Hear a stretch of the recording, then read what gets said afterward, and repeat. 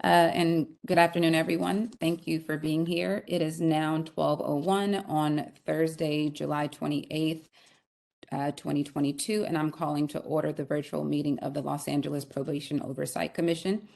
I'm Ashay Jackson, and I'm Vice Chair of the Commission. Regular attendees of this meeting might recall our plan to have Chief Gonzalez here today to address the tragic killing of 2 police officers in El Monte last month. Unfortunately, the chief is unable to be here today, and the OIG is investigating the department's role in the incident. So we'll be tabling this discussion for our next meeting on August 11th, which the chief, he's confirmed his attendance for that meeting. Deputy Chief Fletcher also regrets that she's unable to be here today, but probation representatives, Deputy Chief Bettino, Mr. Giron, and Mr. Dominguez are all here to cover probation's report on relative agenda items. So we're glad that they're here joining us today. Now, Wendy Julian, our ED, will explain how you can participate in today's meeting, and then she'll call roll. Wendy? Thank you, Vice Chair Jackson. Good afternoon. Welcome, everyone. Thanks for joining us. As you know, we encourage public participation in our meetings. It's part of the purpose of the Probation Oversight Commission. We'd love to hear from you live today at the meeting or for you to submit your comments in writing. There will be an opportunity for public comment on each agenda item, and then again at the end of the meeting for items not on the agenda. The way it will work is that Vice Chair Jackson will introduce the item. Any presentation on the item will be heard, and then we'll take public comment before the commission discusses the item or takes any action. The best way to make a live comment during the meeting is to register via the agenda, and we'll have your list, you on the list already. The other way to do it if you're already here is to raise your hand during the item, and then we'll add you to the queue. To raise your hand, it depends on what device you're using. If you're on iOS or Android phones, you tap the 3 dots for more options, and then press on the little hand icon. If you're logged in from an iPad or an Android tablet, you tap on the smiling face for more reactions, and then tap on the raise hand icon. If you're calling in, you can also make public comment. If you dial *3 on your phone, it activates the raise hand feature for us. We'll call you by your phone number. When we call your phone number, please dial *6 to accept our unmute request and begin with your comment. If you can't find the buttons or have any problems, please feel free to send a chat to the host. But please don't use the chat function for anything else other than technical assistance. Only the host, Ashay, has, not Ashay, Janae and Ismail have access to the chat function, and will not be able to respond to any public comments, and it doesn't comport with our rules in the Brown Act. All commenters will have 2 minutes today unless the chair determines otherwise. And if you wish to make your comment in writing, send it to us via email at info@poc.lacounty.gov. Janae will put that in the chat. And finally, our commission, as Janae mentioned, is being broadcast live to Facebook. You can watch the meeting there, but there's no engagement with users. Please also follow us on Facebook, Twitter, and Instagram at LA County POC for more information about our meetings, and please encourage others to attend. We also now have a YouTube account. You can watch recaps and full recordings of our meetings. Le damos una cordial bienvenida y buenas tardes a ustedes que están con nosotros que prefieren hacer sus comentarios públicos en español.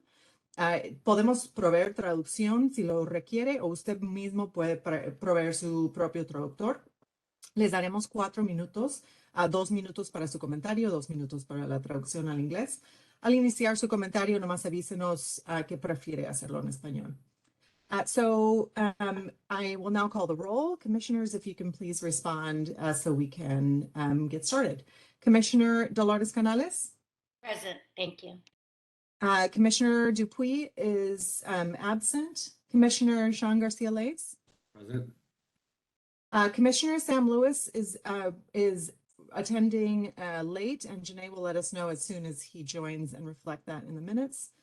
Commissioner Don Meredith? Here. Commissioner Dominique Nong? Good afternoon, present. Commissioner Kan Yamashiro? Present.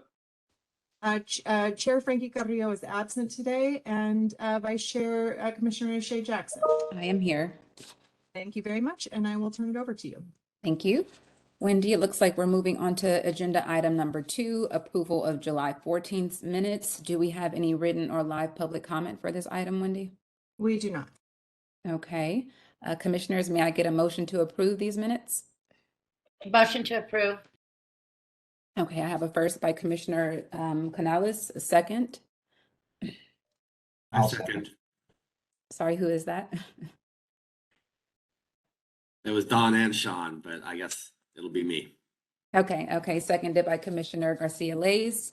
Are there any changes to the minutes? Hearing none. Commissioners, please unmute yourselves and vote with a voice vote. Aye. It was a little faint there. Are there any abstentions, any opposition? Hearing none, motion carries unanimously. Okay, now we're moving on to agenda item number 3, where we'll discuss and take the appropriate action on the BSCCs. That's the California Board of State and Community Corrections, their latest findings and corrective actions at Central Juvenile Hall. Wendy will deliver the report today while Mr. Bettino is available to address any questions you may have, in particular, any questions that may come up about the staffing issues that were addressed in detail at the BSCC meeting yesterday and have been addressed multiple times and will be addressed during this meeting. Wendy? Thank you, Vice Chair Jackson. And we're putting up some slides on the screen just to help with discussing the timeline, as the BSCC has been deeply involved with probation, the 2 juvenile halls in particular, over the last year and a half, with the findings of noncompliance and unsuitability, and then findings of compliance and suitability. These slides are attached to the agenda if you want to have them. And I just want to say thank you to LA Youth Uprising Coalition for some recommendations that they've made to the POC to help provide some background information and education around some of these issues in a way that is more friendly for advocates and the public, and we will be doing our best to provide those. So what I'd like to do today is provide a report as much as possible from a 30,000-foot level, not a report on behalf of the BSCC. I certainly don't represent them, and not on behalf of the probation department either, since I don't represent them. But Adam is here to answer questions specifically from the probation department if the commissioners have those. So well, let me just say that the BSCC is responsible for compliance inspections to ensure that facilities are upholding Title 15 in particular, and upholding California law in general around what a facility should offer to youth in their care. We have actually had some really great conversations with the BSCC about how the role of the Probation Oversight Commission overlaps and complements the role of the BSCC.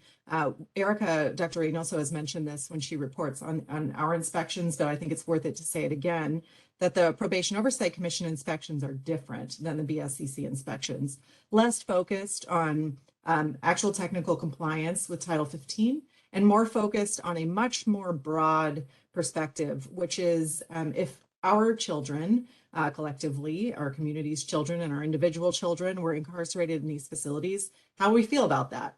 So we address it much more as lay people than as technical experts on Title 15. However, in the BSCC meetings and in their reports, which the most recent one is also attached to the agenda, you'll see much more technical language around compliance. So this timeline begins for purposes of this process in February of 2021, when both juvenile halls were found out of compliance with several regulations that were related to the 2018 to 2020 biennial inspections. That date, I think, is important because while this has been a long process, we're actually about to begin the process again now in 2022. So in April 2021, the BSCC received the department's corrective action plan, but then in July 2021 is when most of you probably heard about the findings of noncompliance at both juvenile halls. This was related to a number of issues around that are all listed here: room confinement and the use of restraints and transportation, many of which I think could be categorized as issues around reporting of when incidents happen and how staff were trained and how they were actually implementing their reporting. So you can go to the next slide. So then in September of 21, the BSCC re-inspected and found Barry J. Nidoff non-compliant with some of the regulations that they had additional found, and also Central Juvenile Hall found non-compliant. And then in October 2021 was what the BSCC recorded as uncharted waters in finding both of the halls finding the halls unsuitable for the confinement of minors, with the opportunity for them to address those findings and have 60 days to come into compliance. And they did. In November of 2021, the BSCC determined that probation had come into compliance with the findings of unsuitability, and that both were found suitable. However, there were additional concerns brought up about Central that weren't in the original findings. So then there was another opportunity for Central to address those concerns. That's what led to the evacuation of all of the youth from Central in mid-March of 2022 in an effort to address those concerns before the inspection happened in March 2022. You can go to the next slide. Then most recently, the BSCC staff returned and conducted a number of inspections while the department was implementing their corrective action plan. These were mostly focused on safety checks at Central. And on June 9th, well, that's not true. It was focused on all of the issues at Barry J and also safety checks issues at Central. On June 9th, the BSCC found Barry J. Nidoff suitable for the confinement of youth and that all of the issues were in compliance. But they did find, again, that there were some issues of non-compliance at Central.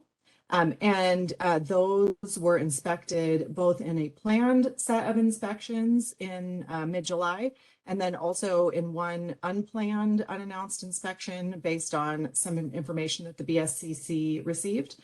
And the report that's attached to the agenda today shows the BSCC's finding that on July 25th, just this Monday, the staff recommended that the board find that the Central Juvenile Hall was in compliance and suitable for the housing of youth. And that's exactly what they found. So there was a vote and significant discussion. And I just wanted to share a little bit of information about the discussion because I think it's relevant to general oversight and of interest to the public. First of all, there were concerns at the meeting that were brought up by board members of the BSCC around repeated issues around staffing and training.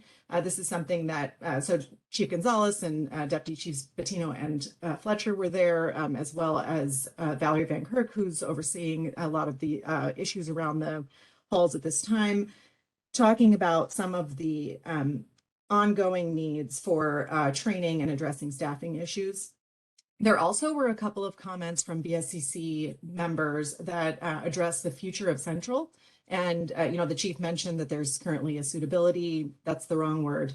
Adam, what's the word they're talking about? There's a study going on about the future of Central. There's a word they've been using and I can't. Feasibility. Feasibility study, thank you. A feasibility study for the future of Central that was discussed a little bit. But most importantly, I think there was a long discussion about the staffing crisis. And the members of the BSCC used concerning language like a looming crisis and other concerns, many of which were actually, I think it's fair to say, echoed by the leadership of the probation department around really some concrete information about the staffing crisis. Deputy Chief Fletcher in that meeting talked about there being 807 positions, approved positions for the juvenile institutions, but really only about 180 of those on a consistently available basis. And the difference between those two numbers is related to vacancies, which are not able to be filled because of a hiring freeze for the department, as well as many as 250 staff who are currently on leave. And then within that 180, there is the issue of staff callouts. So the staffing left the BSCC suggesting that the vote was very much in support of suitability and compliance based on the findings of staff, but concerned about what some described as looming concerns. So as I mentioned, the inspection cycle begins again this year. And I think that's the the synopsis of what happened at the BSCC and where we are. So we sit right now with both halls being found suitable and compliant with Title 15 and the process beginning again. So that's the end of my report. And Adam, if you'd like to correct anything I've said or add anything, or if you want to just wait until after public comment for questions, it's totally up to you. I can do both, just to say that you nailed it. So the numbers that you provided are really important. Kind of the breakdown of when we really start to look at what is there and what's possible. And what I'll say just to start is, while we were found suitable this time, the cycle sort of continues and is ongoing. And the BSCC representative, as well as our monitor for the Department of Justice settlement agreement, have both echoed that if we cannot get the staffing issues under control, that we're very much at risk of either being found non-compliant with Title 15 or having the settlement agreement reopen because of non-compliance with the provisions therein.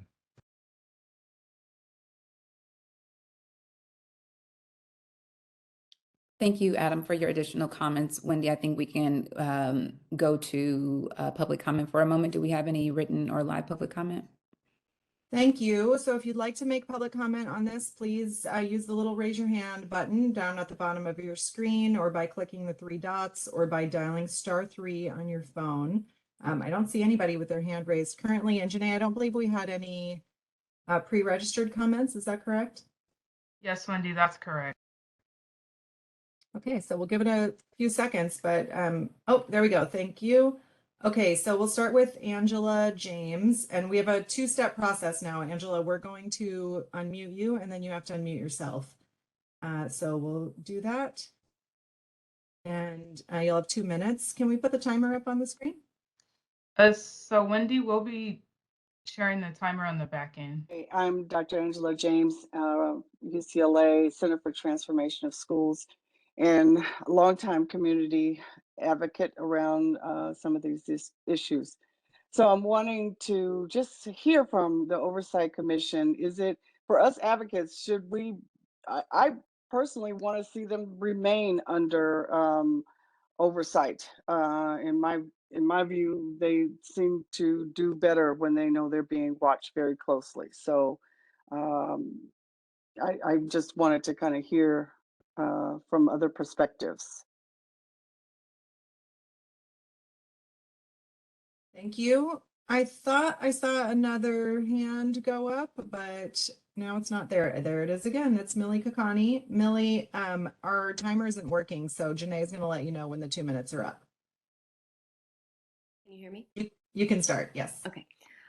This is Melinda Kakani with Children's Defense Fund California and the Los Angeles Youth Uprising Coalition. Thank you for kind of breaking down that process and ensuring that it's more accessible to more folks. And I know that the BSCC and at the prior POC meeting, there was kind of this mention of lifting the hiring freeze. And I don't know how to stress with greater strength how wrong that feels.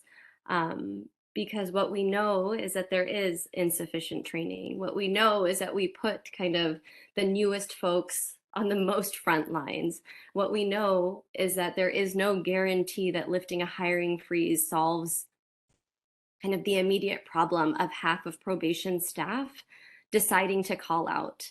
This is an institutional issue, and the answer is not throwing more folks of the same kind of system to solve what is an ongoing problem. The answer is finding a different solution. The answer is figuring out a way to have more folks who serve as peace builders, intervention workers, credible messengers, kind of meeting the needs of these young people. While there are fewer staff showing up, and while that does impact visitation and programming, there's got to be another way to ensure that young people can access the things that amount to rehabilitation than throwing more probation staff who kind of are really insufficiently trained and supported to do the job that they need to do, because the institution as it exists is fundamentally flawed. So just wanted to name that cannot be the answer, and that we have an obligation to think more creatively about how to support young people. Thank you. Thank you. And to address the first public comment, The department will continue to be under the review and inspection of the BSCC. The BSCC liaison to Los Angeles actually already began the cycle by doing inspections of the camps early in 2022, and that process is continuing. And then we'll be moving on to the new cycle of the inspection of the halls this year as well. In addition, the Probation Oversight Commission, led by Dr. Reynoso, does an annual inspection of all open facilities. That process has also begun and is actually, we're in the middle of it right now, and we'll be reporting on that going forward.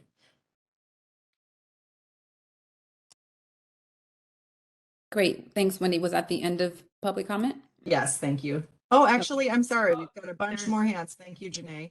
Okay. Let's go to Travion from Melicata.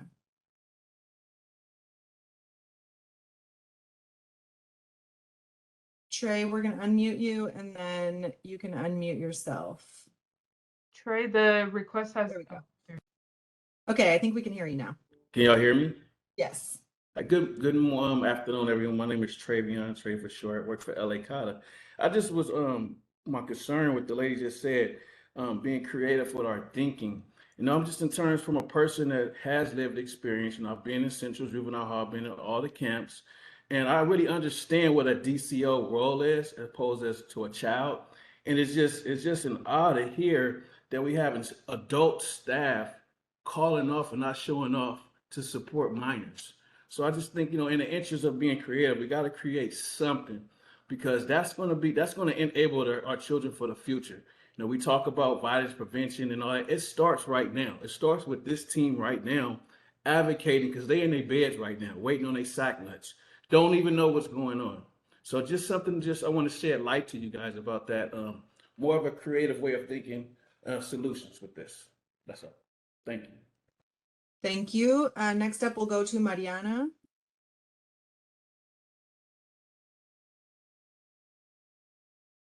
I think we can hear you now, Mariana. CLA and a resident of District 3. I just also wanted to express that I'm really troubled by the conversation of adding more resources and staffing into the halls that have continuously failed the youth that are detained there. The Care First model has not received sufficient resources or funding already. And, you know, just investing more into a system that is broken, that has just continued along the cycle of having so many things out of compliance and then improving it, just it's not enough for the youth that are detained there. It's not sufficient, and it's just unfair to pretend that that system is better than the one that the board has decided that the youth system should transition to, which is Care First, Youth Justice Reimagined, and something that actually can provide the resources that these youth need. Thank you. Thank you. And our final call user is a call-in number 4. Your number is anonymous, so we're gonna you can unmute yourself by dialing *6, and we'll let you know when your 2 minutes are over. I think we can hear you now. Yes. Thank you for your time, Director Julian. This is Mel Bailey, and just real short, when you have less officers, less amount of officers, I believe that creates more of a burnout. When you have more officers, you have more support, and I strongly support and encourage that the hiring freeze is lifted so that more resources can be instituted so that we can reasonably attain all of these measurable objectives that are being presented. I do agree with the programming and do agree with that. But with any corporation, any operation, it's it's reasonable to conclude that when you have less, you can expect more. And I think that it's definitely something to consider. So that was it. I yield the rest of my time. Thank you. Thank you. And back to you, Vice Chair Jackson. Thank you. Commissioners, it would be great to hear from you on this item. Raise your hand if you had anything or have anything to contribute to the discussion. While I'm waiting to hear from you, I guess I would address Mr. Bettino for a moment. it's clear that staffing remains an outstanding issue, and it's one that other issues like programming, visitation, youth, and staff safety are all kind of tethered to. I want to believe that I'm understanding all of the challenges that are behind meeting staff requirements. There's the CEO permissions, the labor negotiations, the justified and unjustified callouts, for example.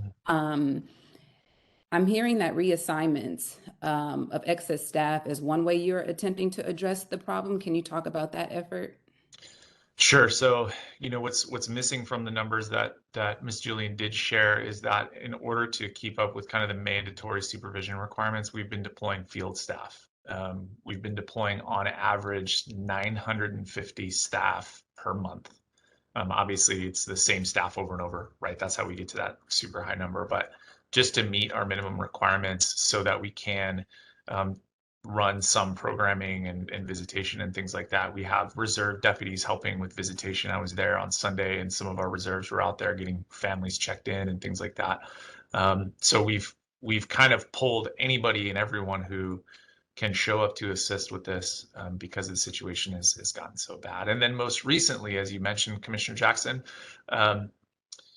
we have reassigned some camp staff to assist at both halls. So they are on temporary reassignment as of Sunday, I believe was the first day. So we've taken staff from Campus Kilpatrick. The population is relatively low there, as folks are aware, and assigned those staff temporarily to assist. And if I can just provide some context for the conversations that we're having with CEO and with the board offices.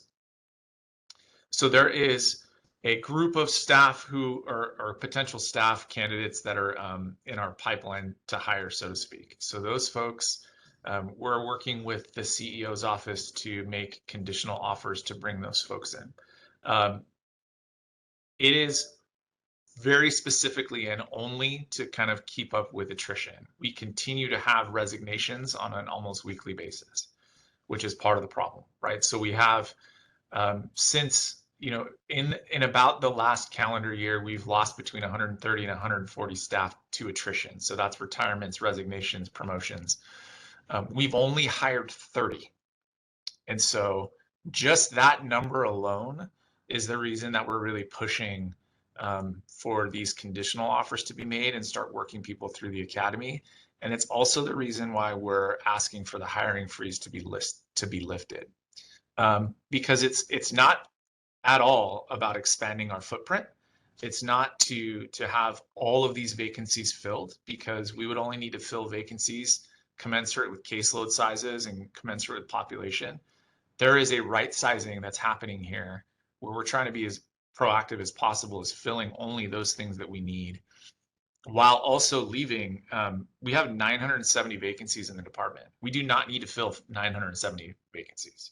Our staffing has gone from roughly around 6,000 to 5,500 and is now down to 4,500 positions filled. So this is, you're starting to see the department is shrinking commensurate with caseload sizes.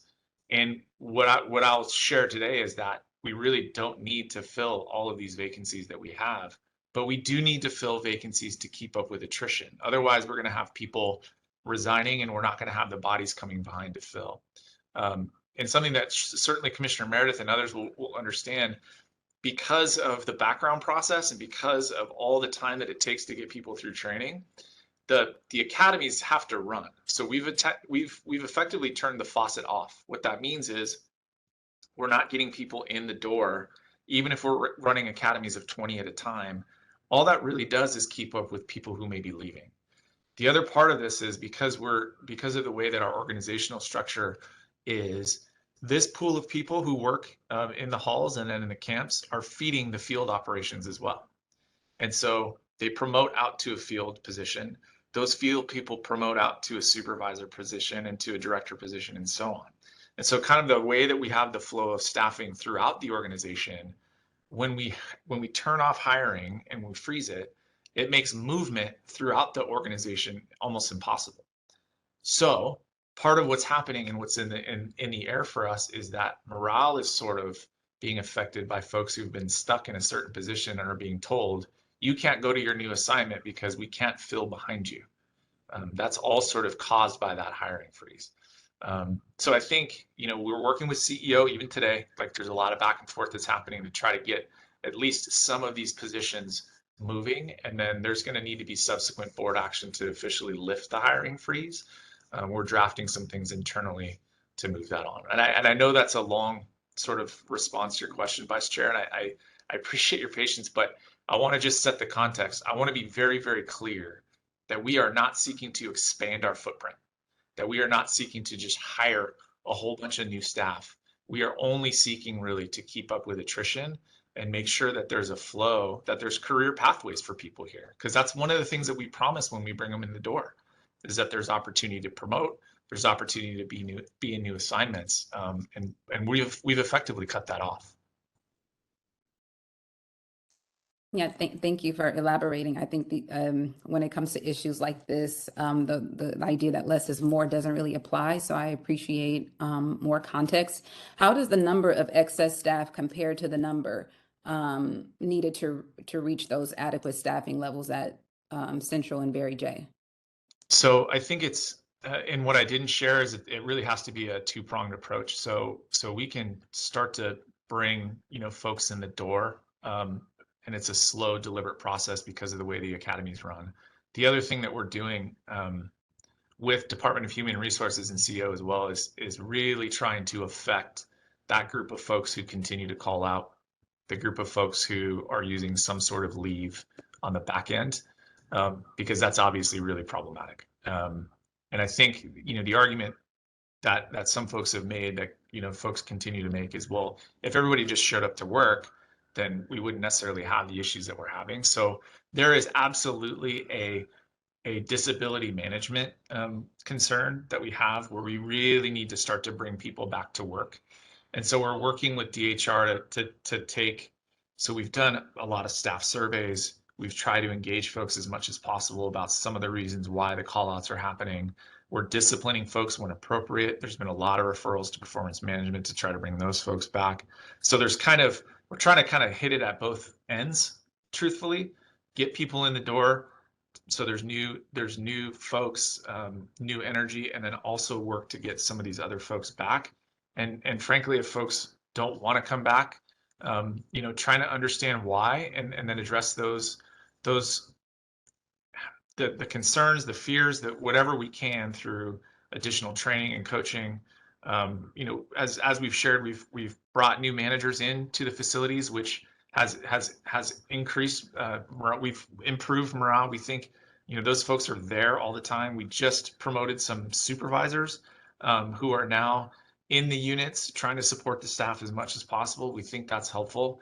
But really, the way that folks are going to feel more safe is if there's more people there, right? There's some safety and strength in folks being there, so that we can do the programming and the visitation, so that we can better engage with young people. When you have 2 staff for 19 young men, it gets really challenging to run anything meaningful. And then we're ultimately putting the young people and the staff at risk. I hope I answered your question, Vice Chair. You did, but I think I'm really referring to the staff from camp that are all being reassigned to Central. I wanted to better understand that number in comparison to what's needed to reach the staffing levels to be able to do programming and things like that. Got you. So what that does is really it sort of mitigates the high number of deployments that we've had to do. So we can sort of decrease some of the field deployments, because remember, those folks have a job and they have court reports that are due, and they have folks in the community that they're providing services to as well. So if we can keep those people engaged in their assignments, it gets us there. So it starts to help with just the general supervision of the unit, and then we won't have to rely so much, hopefully so heavily on the field deployments. We're also holding over staff for multiple shifts, which gets really dangerous because our folks are just exhausted. So it decreases over time. And I want to say, and I don't have the numbers right in front of me, but it's about 30 and 30 to each hall who have been temporarily reassigned from camp. Okay, so approximately 6 staff assigned to go over, 60 staff assigned to go to the halls? That's right. Okay, so one of the reasons why I'm asking is because I'm reading some footnotes from a report that's showing that maybe 15 staff were assigned to CJH and Barry J, and only 5 showed up, which is disproportionate to the 60 staff that were actually assigned. Do you know why that is? Only that, unfortunately, assignment and showing up are two different things. And on Sunday, that is what we saw. It was really unfortunate. We're working backwards a little bit now to determine should those folks be frankly subject to discipline. Did we communicate clearly from a management standpoint about what was expected of those folks? So we're looking into all of that now. Yeah, because it's feeling a little bit like the assignment is like optional and it's not mandatory, and maybe there needs to be clear communication about what that is, but it still doesn't help me understand the numbers. So I see 9 were assigned to Central, but you said there's about 30 that were assigned. So yes, so that's not all on the same shift. So the 30 would get assigned over several days. And we've seen better attendance since Sunday. That first day, that's what you saw. So the first day there were 9 to Central and I believe 6 to Barry J. We had some call outs in that first group. Those staff would have been assigned on subsequent days, and we've seen better attendance since then. Okay. I don't want to take up all the time. I just have another question before Commissioner Meredith chimes in. And it's just asking you what your plan would be for maintaining or sustaining suitability if the staff issue persists. Yeah, so it's a really important question.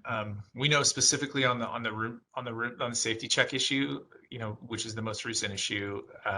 There's been a lot of retraining. There's been staff who've been reviewing video behind the scenes. So there's some continuous quality improvement that's been kind of overlaid on the process. We've invested in a room check system, which is also one of the provisions of the DOJ, where we can do sort of electronic safety checks. It also, there's some other things on there later on that we can add related to programming and things like that. So that's one investment that we've made to make that process a little bit more seamless, easier for staff to maintain.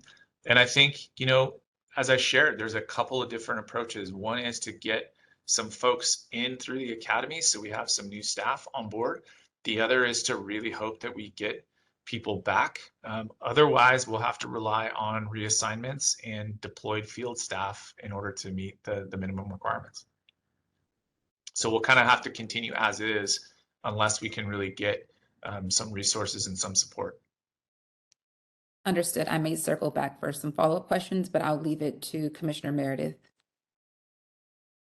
Well, you answered some of my questions, but I'm probably going to be the grumpy old guy today because, if I'm too scared to come to work, then maybe I should be looking for a career elsewhere and not with the probation department. Number one.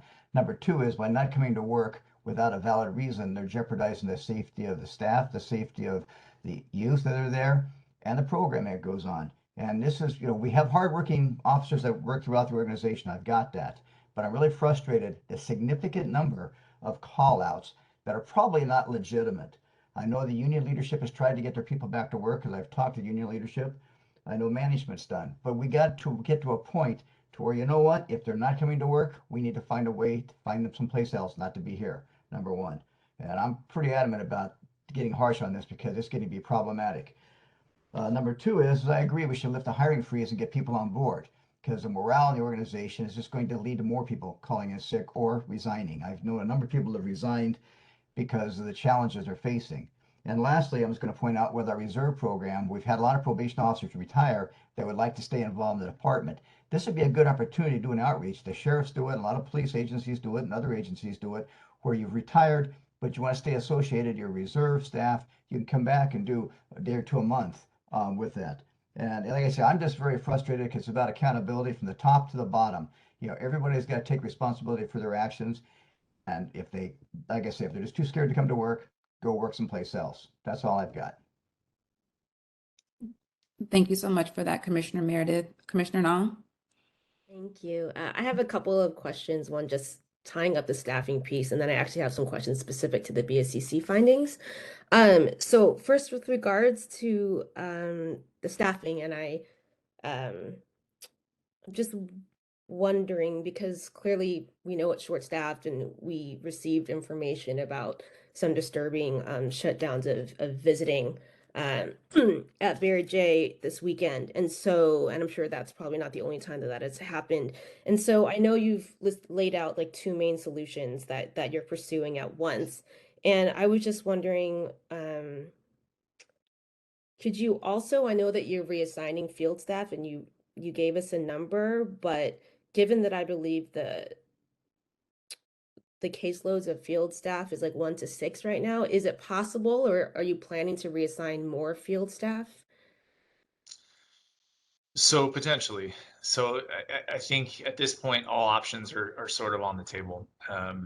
There's certainly, so there's some proactivity we need to take responsibility for here. I will share, and it's probably known, CEO is doing some analysis behind the scenes about call it a right sizing exercise. I don't know what we want to call it. That analysis is not quite done yet. So they've looked at juvenile camps, currently looking at juvenile halls, and they will move to juvenile field shortly. So we do know that caseloads are low, and trying to be really trying to be thoughtful about how we may consolidate caseloads, how we may look at those assignments. Some of those caseloads should remain small because of specialized populations they may work with, or you know, some of the evidence-based practices that they're involved with. Fidelity would dictate that the caseloads do remain small, but we do need to take a hard look and be responsible about you know, workloads and whether or not we should be taking it. You know, some of those folks too are like expert communicators. Honestly, you know, they've done a lot of great work while being deployed with young people, and so we need to take a really hard look at that moving forward. And some of that, you know, these are all the things that we're planning through behind the scenes. So almost everything is on the table, Commissioner Nong. You know, it's not just one solution. The hiring clearly will take time. It's not tomorrow we get 50 bodies. It takes time. Folks have to go through backgrounds. We're taking a really hard look at our background process because historically it's taken too long in some instances. We've looked at very specific ways to improve that while also maintaining like a strict process. So we're not, you know, we do need to do some filtering of folks, make sure that people have the right background. We're looking at the classifications as well at the same time to make sure that we're adjusting and being responsive to the care first approach. We're bringing in the right people. We've pursued even looking at a reclassification so that we're professionalizing and kind of, you know, we've learned over the last 2 years, for example, that so a degree is not a requirement for some of our entry level positions. Most of the people applying have a 4-year degree. So why couldn't we then just elevate those positions, and then it also creates some fluidity in our system and how people would move around and promote. So trying to literally put everything on the table to see what could be possible here. Oh, thank you. And just so so I am sure many others can understand the process a little more. Again, I understand there's a lot of moving pieces. I completely appreciate that and how difficult that is. But just with regard to the reassignment, because clearly this is an urgent issue, there's a lot going on, and it seems like the reassignment of the field staff has been kind of like one of the more immediate responses you can take since you've already done it. And the other processes, hiring and things like will take longer. So just wondering, I know you mentioned sort of needing to reassess the caseloads and who would be appropriate and how to consolidate, but what are other factors that perhaps are inhibitions to you or obstacles to you reassigning more at this point? So part of it is just strategy. So part of it is taking this first step to reassign some camp staff and see how it goes. So we've seen over the last few days that we've had some improvement in those folks kind of settling into their reassignment, being there on the line. They have a great amount of expertise that can be really helpful there. Depending on how that goes, then we would move to another phase or start to think through reassignment of field staff, more of a temporary reassignment as opposed to a deployment. But I will say, I mean, part of this analysis is, as I shared, there's 970 vacancies. We need to be very proactive about which of those we need to fill, which ones we can repurpose, because when we look at, so what's abundantly clear is we're looking at recruitment, we're looking at some of the disability management functions, some of the issues that we've had historically with low staffing and payroll. These are all factors that would contribute to getting people back to work. And those are historically understaffed and under-resourced. And so there's also a repurposing of some of these to make sure that we have administrative support. We need sustainable solutions here. And some of that is kind of buffeting the administrative support so that this thing doesn't happen again, and that we have folks that are really keeping an eye on it and helping the operations do the operational stuff that they're ultimately responsible for. Can we provide some more admin support? We're looking into ways to do that as well, and we have support from DHR and CEO to move some of that forward. Thank you. And then also just wanted to go back to some of the actual specifics of the BSCC issues. So I know that at least in the BSCC report, it said that, with regards to central and safety checks, there were some concerns about staff misconduct, I would say. So, and it says that some personnel actions were pursued. I know you can't specifically identify, but could you at least say what types? Were they warnings? Were they actually, how far did those go? So it depends on a couple of things, and I don't know specifically, nor can I, right, as you mentioned, I can't really share specifics, but it would be progressive based on prior discipline and based on sort of the egregiousness of the effect, if that's a word. But it was the action so egregious that that would dictate, suspension, or would it be a letter of reprimand or something like that? So I know multiple cases have been referred, and they're kind of going through the process now. There was also a question about, so this is also just, and this is all towards making sure that y'all stay compliant, at least on BSCC standards. So they mentioned that you deployed field staff managers and supervisors to ensure compliance. And they also recommended having one position per building for the sole purpose of conducting safety checks. Are either of those being implemented? So there's ongoing deployment of folks to help with the reviews to make sure that we are maintaining compliance. So that is ongoing. There's also specific assignment of, so part of the problem with the staffing issues, you have folks who are actually assigned to do that job within the bureau, and then they get pulled because we're short on staffing and they have to go help to supervise a unit, or if a kid is in crisis, then we have to sit with them and make sure that they're okay. Lots of that stuff is happening. So we've asked for other volunteers to go and do some overtime to review some of that to ensure that we're maintaining compliance. So that's continuing. There are staff specifically assigned. In fact, on Sunday, I was there at Barry J for several hours, and one of the staff who was in the unit was the person who, so she's a newly assigned supervisor, but that is her role, is that she's ensuring that that Barry J remain compliant with not just safety checks, but everything associated with BSCC. And during, again, it's wild to watch our people work. I'm fascinated. I mean, they're really on top of it. All of these things are happening, and then she's doing safety checks in the midst of all of this because it's a requirement and it's something that we have to do. So, along with the BSCC stuff, I have to say, given all the staffing concerns, given everything that we've encountered, our staff have done such an amazing job making sure that we're maintaining compliance. It's been a really, really, really big struggle. And some of you know this because you're there and you've gone through. Morale is low. Folks are really, really, they're really struggling. So we're really working with downtown, with CEO and the board to make sure that we can do whatever we can to mitigate this, because we need to get people back to work.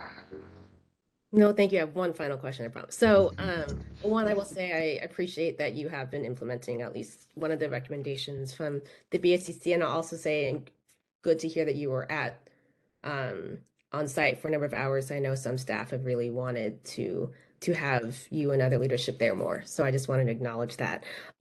So my final question with regard to the safety checks at Central is we know that the non-compliance with the safety checks was only discovered because of cameras. And has been documented, right, in Barry J, especially with the OIG report and just in other issues. There aren't really sufficient cameras in Barry J. So I'm wondering if you're doing anything extra in Barry J to compensate for the fact that you don't have that extra layer of protection for safety check compliance that you do in Central. Yeah, it's an important question. Just mainly having people who are watching and monitoring specifically at Barry J to make sure that we're because you're right, we only have cameras in certain areas, and then some of those are various degrees of functionality, right? But we have sets of eyes who are dedicated and committed to making sure that we're in compliance. And then we have more supervisor help at Barry J as well. So those folks are really the ones who are maintaining, making sure that we're maintaining compliance. Thank you. Great questions, Commissioner Nong. Thank you for your comments. I wanted to ask you why it's at the top of my mind, Mr. Bettino. I was meeting with some supervisors recently who felt very strongly about how effective the as-needed model is. How much consideration has been given to that as means for getting us staffed? Yeah, so they've reached out to us as well to remind us about the as-needed staff, and that is something we've relied on historically. What we found though, and I don't want to get too far in the weeds, so we don't have those positions in the budget. And in order to get those would take some time. What we've discussed is that it would effectively take the same amount of time to get a permanent person on the books in order to get, so it would take the same amount of time to get like a part-time person as it would to get a full-time person. So we would be better served filling the full-time vacancy. The other issue is, I think all of our vacancies would need to be filled to then justify bringing on any part-time staff. And as I've shared, we have no intention of filling all of our vacancies. So we just want to bring in the folks who can help us immediately. This is where I think there's some other thoughts around maybe some reserves who can assist, who we would need to train a little bit differently. But some of our reserves, so two things that we're pursuing. Reserves who maybe have very specific training, specifically 832, who could come in and assist or come in and just be like an extra set of hands in case something were to happen. That's one. Two would be, we're looking at retirees as well to see what we can bring them back on 120-day hour.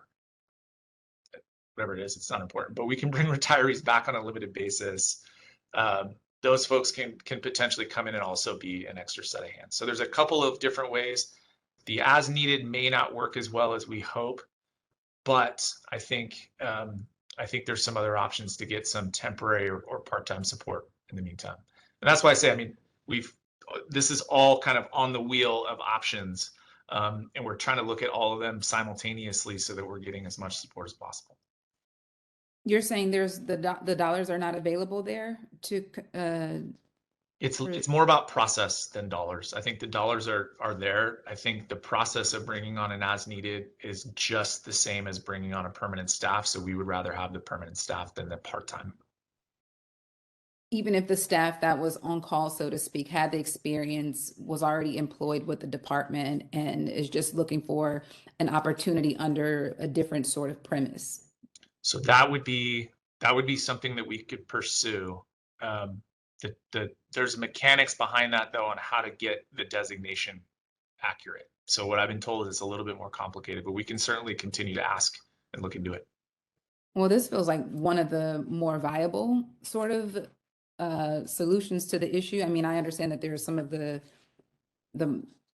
difficulties behind it, the mechanical stuff, as you're saying, but it just seems like maybe we're not exhausting all options, and it would never hurt to at least start with a small pool of people to kind of see how it works, since that's what we're doing with the reassignments anyway. Sure, and that's absolutely right.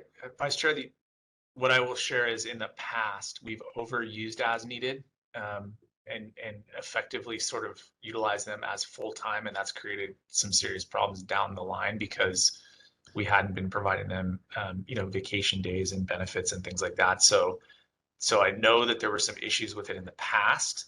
That's not to say that we couldn't reinstitute it, but it's something that we can look into deeper, certainly. Who ultimately decides, who participates in those conversations where you could decide, like, what steps to be taken to solve something like this? So we obviously, as an executive team, with our managers, and really it's a conversation with the CEO about what's possible, because they're looking at the total picture, and with the board offices as well. Okay, thank you for that. I do have many more questions, but I realize that we're under some time constraints. Commissioner Garcia Lays. Thanks. Chief Patino, two sets of issues I wanted to ask you about. The first is, you said you're working with the CEO's office to try to hire batch of people. What positions are those? Those would be detention services officers and group supervisor night. Okay. Now, the DSOs don't require the college degree, although you said most of them are applying do have it. So, but because of the different educational requirements and just going around talking to people, it seemed to me that DSOs promoting to probation officers, people made a big deal out of it happen. Like, it doesn't happen all the time. Mm-hmm. Is that right? Yeah, so that's right. We do have folks who have been in the detention services kind of, so it's, the options are there, senior detention service officer and supervising detention service officer. So we do have folks that have been in those positions for 30 years plus, yeah. So that makes me wonder whether hiring a new batch of DSOs would actually do much to allow those probation officers and field service officers, people to get their promotions and the backfill behind them, if the backfilling for those positions usually does not come from DSOs. So it's kind of a progression. So the DSOs would promote to DPO 1 in camp and then to DPO 2 in the field. So it pushes all of those positions sort of out. So you start in the facilities, you work your way there. And what we're proposing is that we sort of increase the starting point, if that makes sense. So we're hiring DPO 1s, and there's some strategizing with CEO about how to do that. And we think like almost 3/4 of our folks do come from that DSO series and promote to DPO 1, and then those DPO 1s would promote to DPO 2. So it is a significant number, even though they come in the door and they may be quote unquote overqualified for the DSO.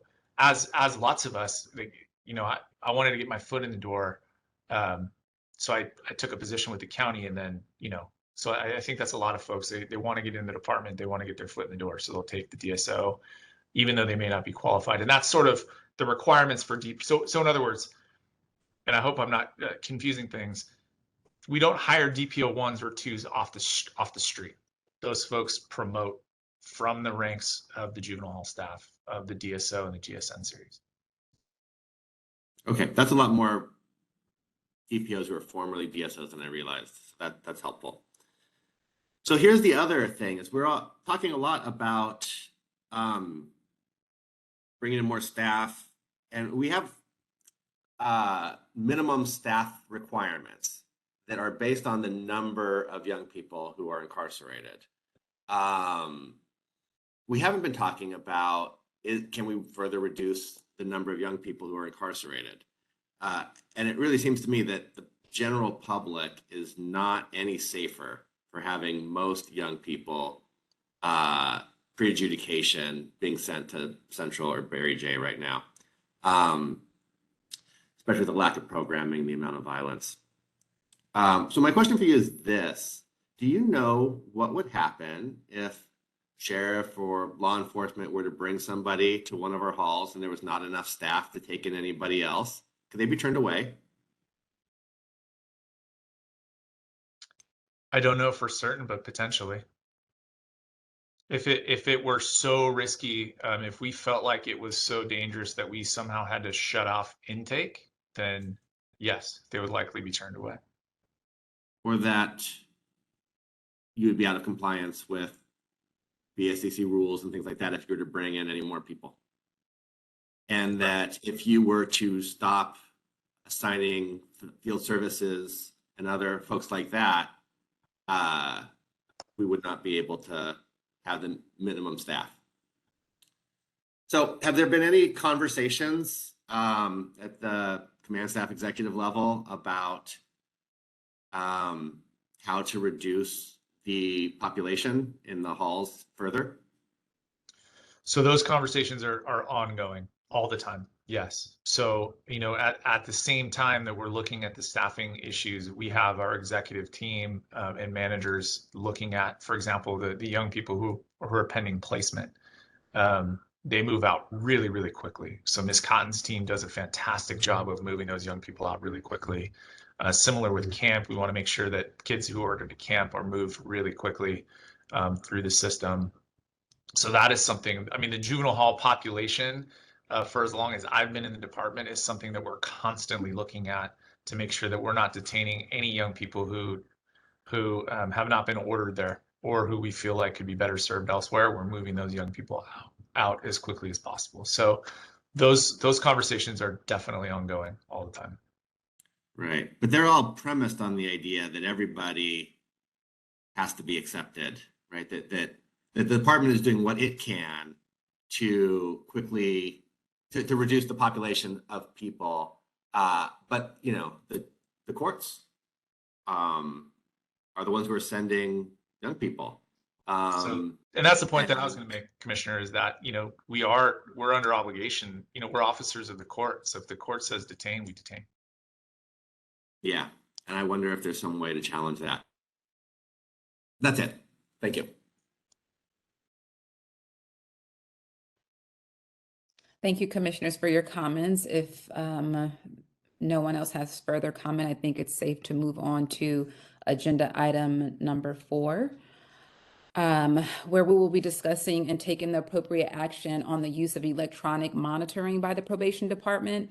This item follows up on the conversation at a previous meeting regarding the POC learning more about the extent of electronic monitoring of adults and youth in the county. And ensuring that the monitoring method is being used as an alternative to incarceration. So since the last time we discussed the issue, the Program and Services Committee has met with probation and have received a significant amount of information from the department about the program. The programs and services,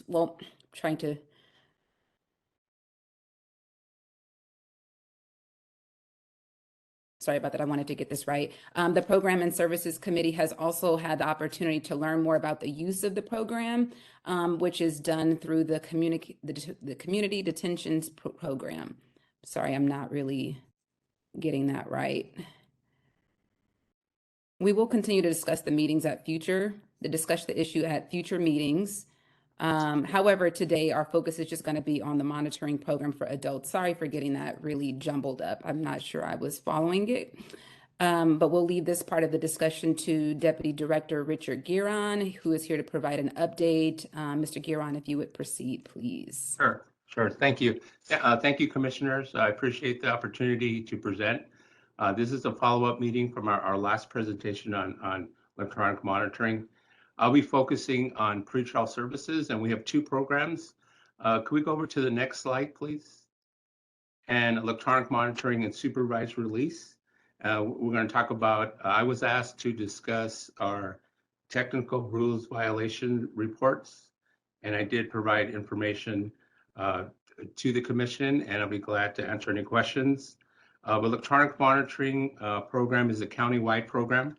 It's established at all court locations. Our supervised release program is at 3 locations. It's at Lancaster, Compton Court, and downtown, the busiest location downtown. So one is countywide, one is specialized at 3 court locations. I provided this overview at the last commission. Next slide, please. So I wanted to give updated numbers today and I do, before I pause, I do want to thank Commissioner Garcia-Lays for inviting me to the Program Services Subcommittee, and hopefully I'll be invited again. I would love to further discuss pretrial services, and that was the question. The answer is yes. Okay, and I wanted to thank the UCLA researcher as well. We welcome research on this matter. There's not a lot out there. I do want to work with the researcher and get some more details on what's effective and what's not. So I wanted to give update numbers. So last time I presented, Supervised release, we were at 522. Now we're at 588. And of those 588, there's 3 buckets. There's 3 subgroups. Monitoring only, where there's no electronic monitoring, there's no GPS, it's just court reminders, phone calls, and folks are not on electronic monitoring. That number is 135. And then we have the second subcategory is GPS, that's 409. Those have ankle transmitter, those are being monitored. And then the third is GPS alcohol, that's 44. There's some that are just alcohol testing as ordered by the court. Both of these programs are court options in lieu of incarceration. These are court-ordered programs. So pretrial services makes it all happen, but the court is the decision maker. Electronic monitoring, again, supervised release is at 3 locations. Electronic monitoring is at county-wide level. We have larger categories in the electronic monitoring. We have pre-adjudication, post, both in the court and with the sheriff. Those numbers are today at 520, and previously they were at 425. With the pretrial population, pre-adjudication, there's 282 that are on electronic monitoring, and the court post, there's 58, and with the sheriff, there's only 8. So there's 8 folks there. And what's missing is we have folks too that are only ordered alcohol testing. Those pre-adjudicator are 142, and those court posts are 30. And that all add those up, and those go to 520. I was asked to talk about technical violations. Next slide, please. So this is a supervised release program, and we did give this to the commission. It looks busy. I wanted to kind of go over the percentages. There was some question asked that what are the types of violations, and they're listed here. New arrest. There's a total of 528 for this reporting period, January to June 6.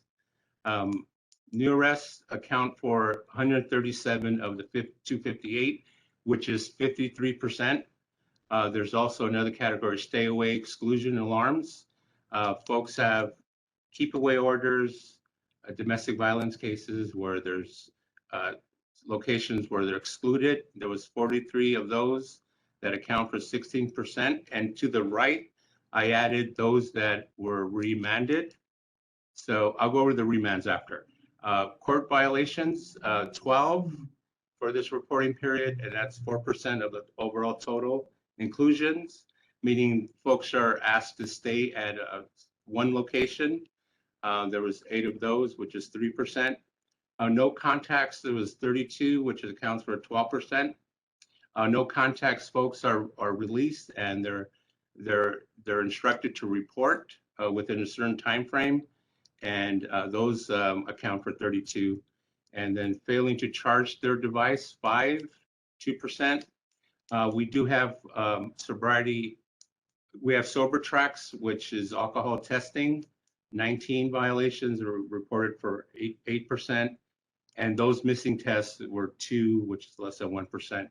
And to the right, I put down so it's nice that we have these violations, but what's the outcome? The outcome on these are to the right, the remand. So 72, the first category accounts, the percentages are for that remand category there. So 72 were remanded, and if we just go all the way down, and I broke out the percentages, pretty straightforward. There was questions asked, you have violations, what are they, and what are the outcomes? So this is what the supervised release program looks like. Next slide, please.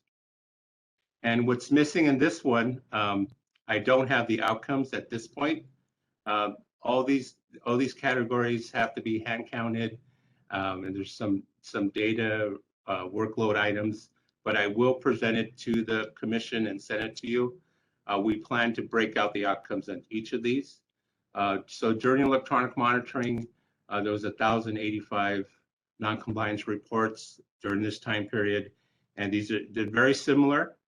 New arrests, exclusion, curfew, failing to charge, Scram and sober check are related to alcohol testing as ordered by the court. Failure to report to orientation, failure to answer phones, and provide activity sheets as somebody's on a schedule, and the percentages are there as well. So this gives a high level, but doesn't give the outcome, which we'll definitely have. Other questions related to technical violations is we do provide this service to the court for clients. If you add both numbers together, it's over 1,100 folks that are out of custody. If this program were not utilized by the court, the question would become, are folks going to be in custody? So this program does support the county's overall efforts to lower jail populations while they're incarcerated. Couple things I wanted to update from our last couple meetings. I think I shared this at the subcommittee. We do have bus tokens for the clients at the first orientation. We understand transportation was an issue. We incorporated that. There's no cost to the clients. We updated our program orientation documentation. No fees are related to these programs. And we are looking towards, a big question was how many people come off electronic monitoring. If we recommend that, we're looking at that now. And we do want to send a progress report to the court. The court does ask for reports, and a lot of this is bounded by the contract on reporting violations. But we do want to be proactive and tell the court, hey, this participant is doing everything needs to be done, and it's been 30 days, 60 days, 90 days, at least for the court to consider whether to take them off electronic monitoring. Pretty straightforward. I think I answered all the questions that were presented from the follow-up.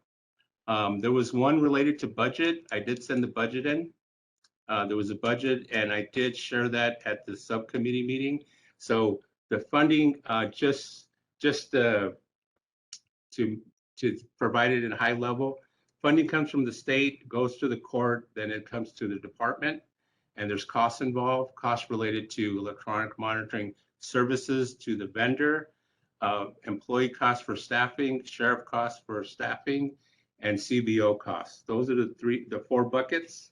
CBO costs are through Project 180, and that includes housing and supportive services.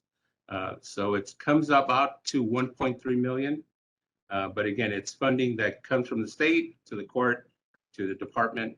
I think that's it. Wendy, did I miss anything? I think those are the follow-up questions. I'll be glad to answer any questions. And thank you for your presentation, Mr. Giron. I think we'll spend some time on public comment. Wendy, any live or written public comment? We don't have any written or pre-recorded, pre-registered public comment. If you'd like to raise your hand, please do so. Dial *3 on your phone or click the little raise hand function.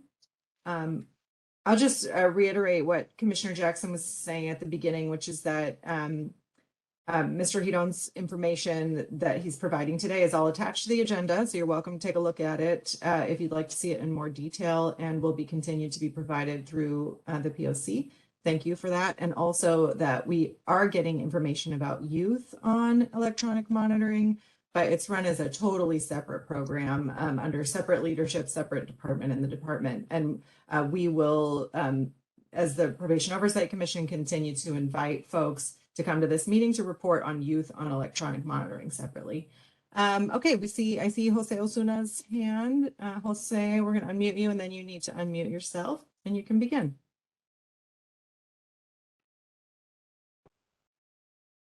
I can't hear you, Jose, if you're speaking. Let's try that again. Can you hear me now? Yes, we can. You can go ahead.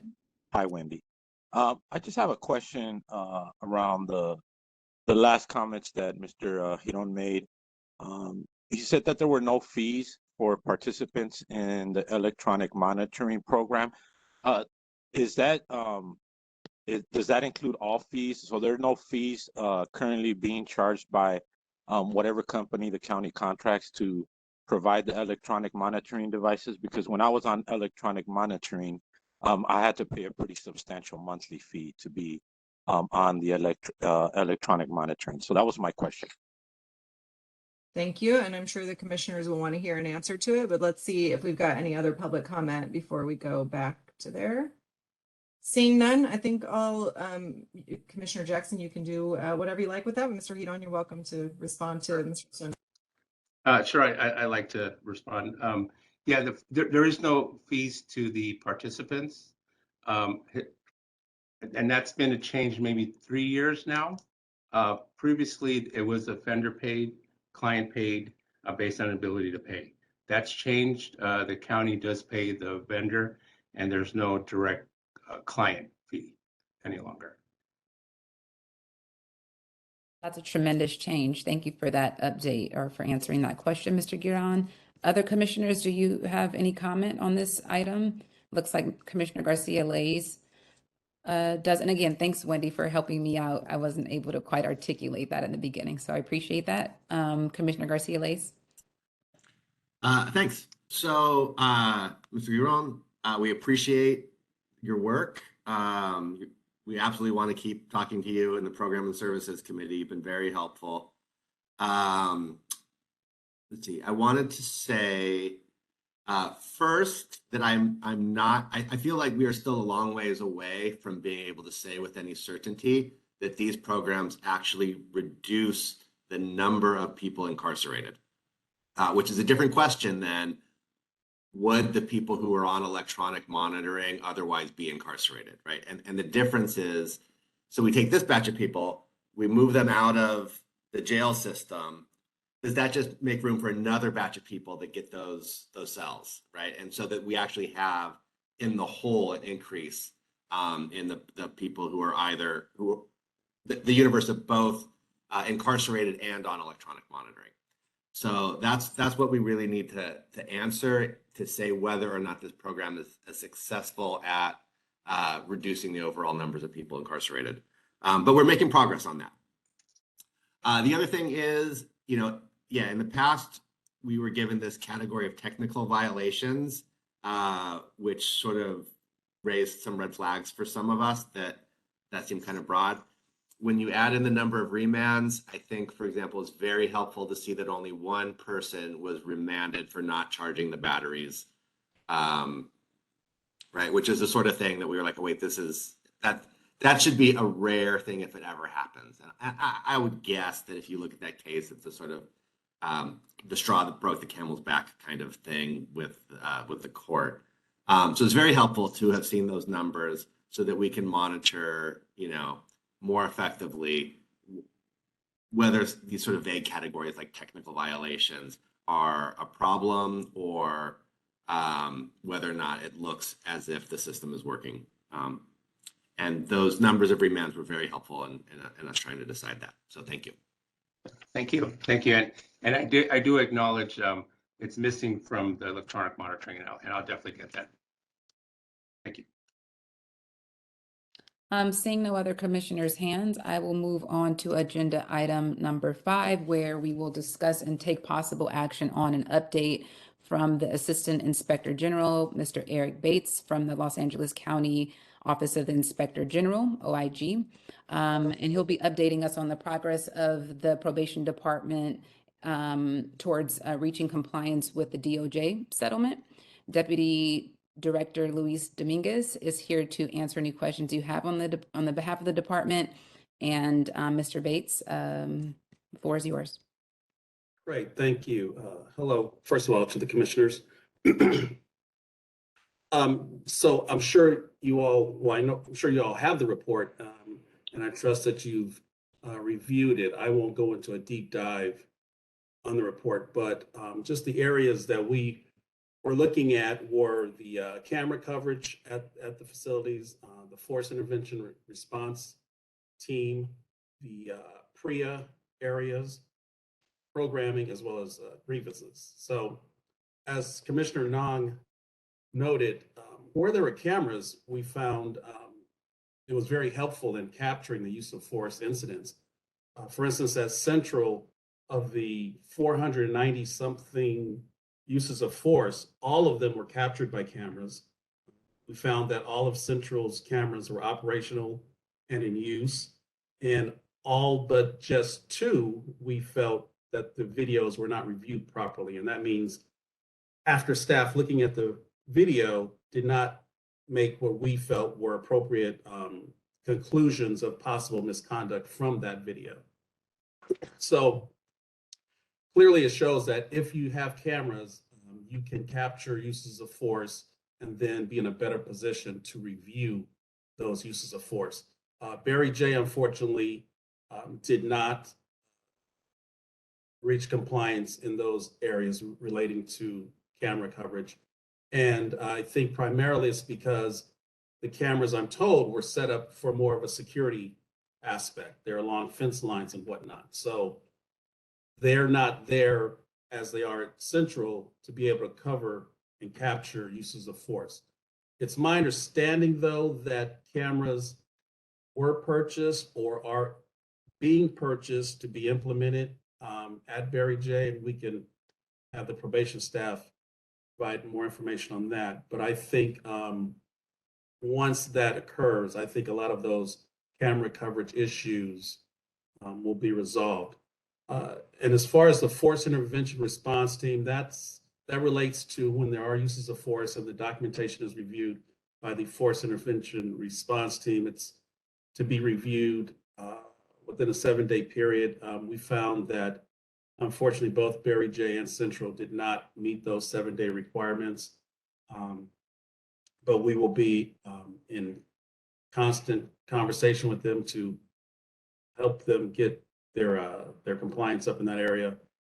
Good news is, as far as PREA, we reviewed and looked at, inspected the 2 juvenile facilities as well as the camps, and we found that they were substantially compliant.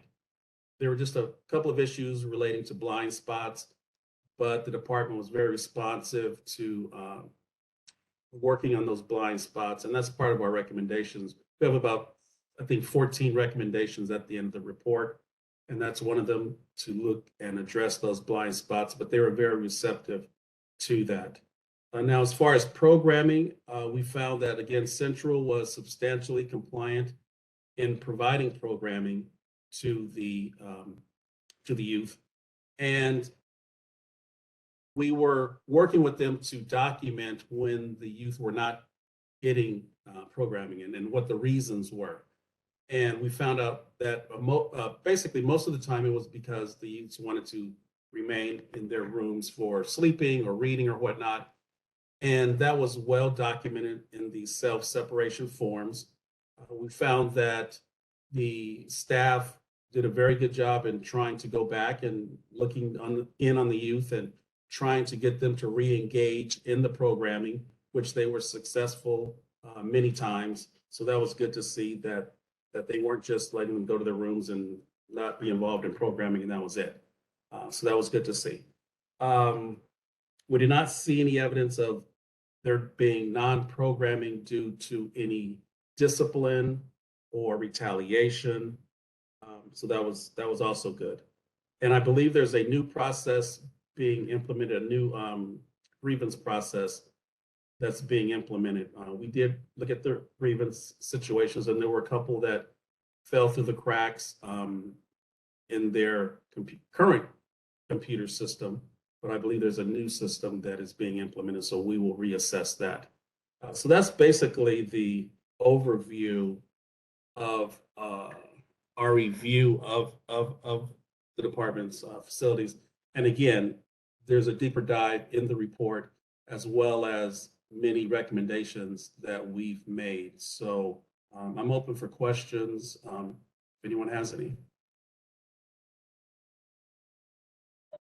We will move on to public comment, but I just wanted to ask first if there were any major areas of concern from your perspective. The major areas of concern were just not being able to get the information from Barry J relating to programming. and we are addressing that with them.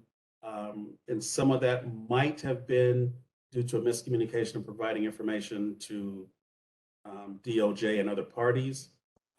But I'm hoping and I believe that was just a one situation occurrence, because they were providing the documentation at the beginning of the period and then it just stopped.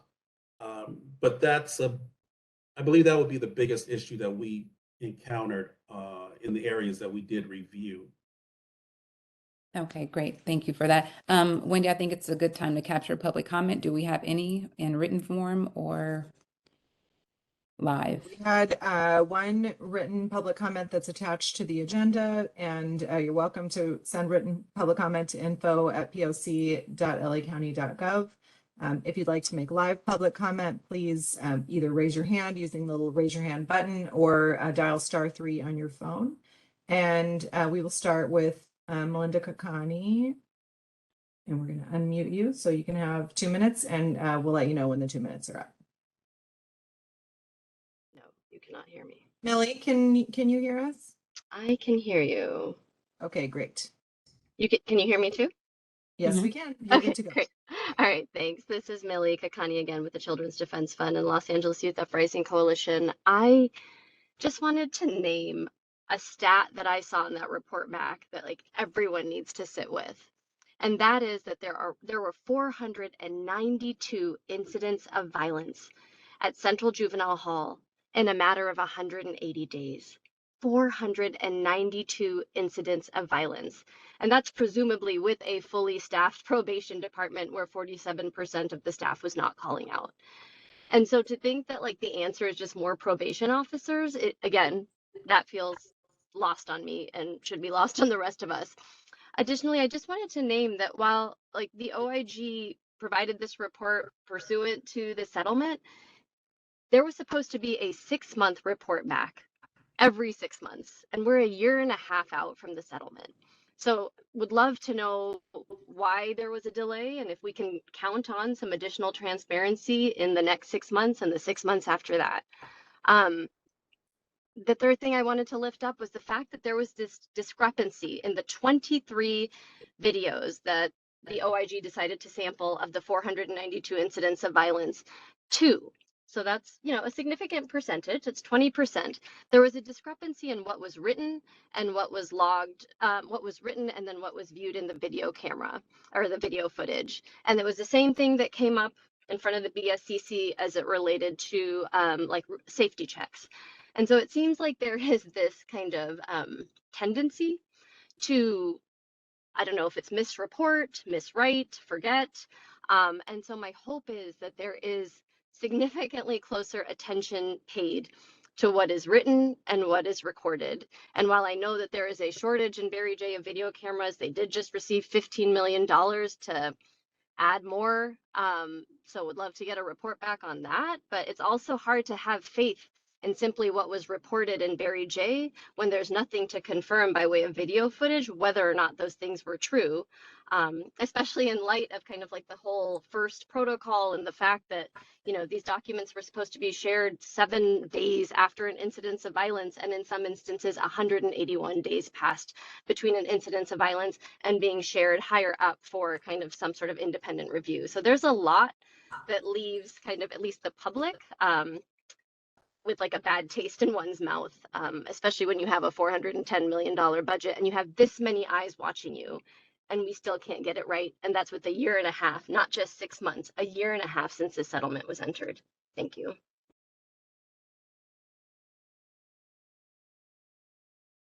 Wendy, you're muted. Thank you, Commissioner Jackson. We'll go next to Terry Prentice. Terry, we're going to unmute you.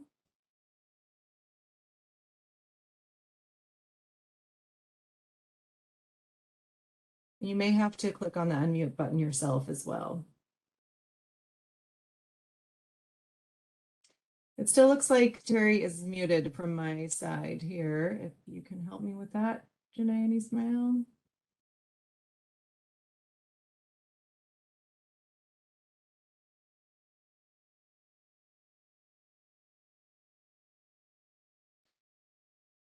If you want, let's if we're having trouble unmuting Terry Prentice, let's go to call-in user number 4, who I think is Mr. Bailey. Mr. Bailey, you need to dial *6 on your phone to unmute, and we'll try that way. Okay. Thank There you we go. again for the You time. can begin. Okay, thank you.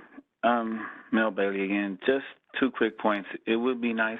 I appreciate the statistics of the 492, but it was coupled with a fully staffed. It'd be nice to know when that actually took place and what substantiate, or I guess what is used to substantiate being fully staffed. And the second comment is 2 is not 20% of 23, and maybe it was a slippage of mathematical computations, but 2 is not 20% of 23. That's all. Thank you. Okay, we'll go back to Terry Prentice. Oh, okay, so maybe we won't go back to Terry Prentice. I think that's all our public comment because it looks like all the hands are down. So Commissioner Jackson, I'll send it back over to you. Great, thank you.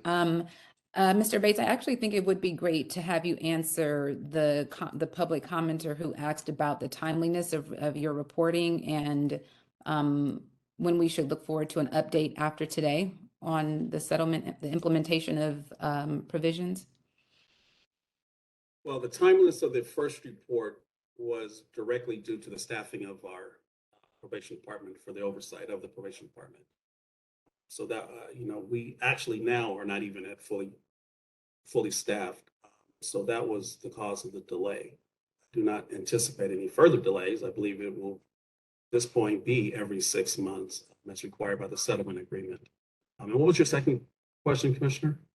What was actually Millie Kakani's question? I believe it was relating to the discrepancies between what's recorded or reported and what's viewed on the videos and trying to sort of close eliminate the discrepancies.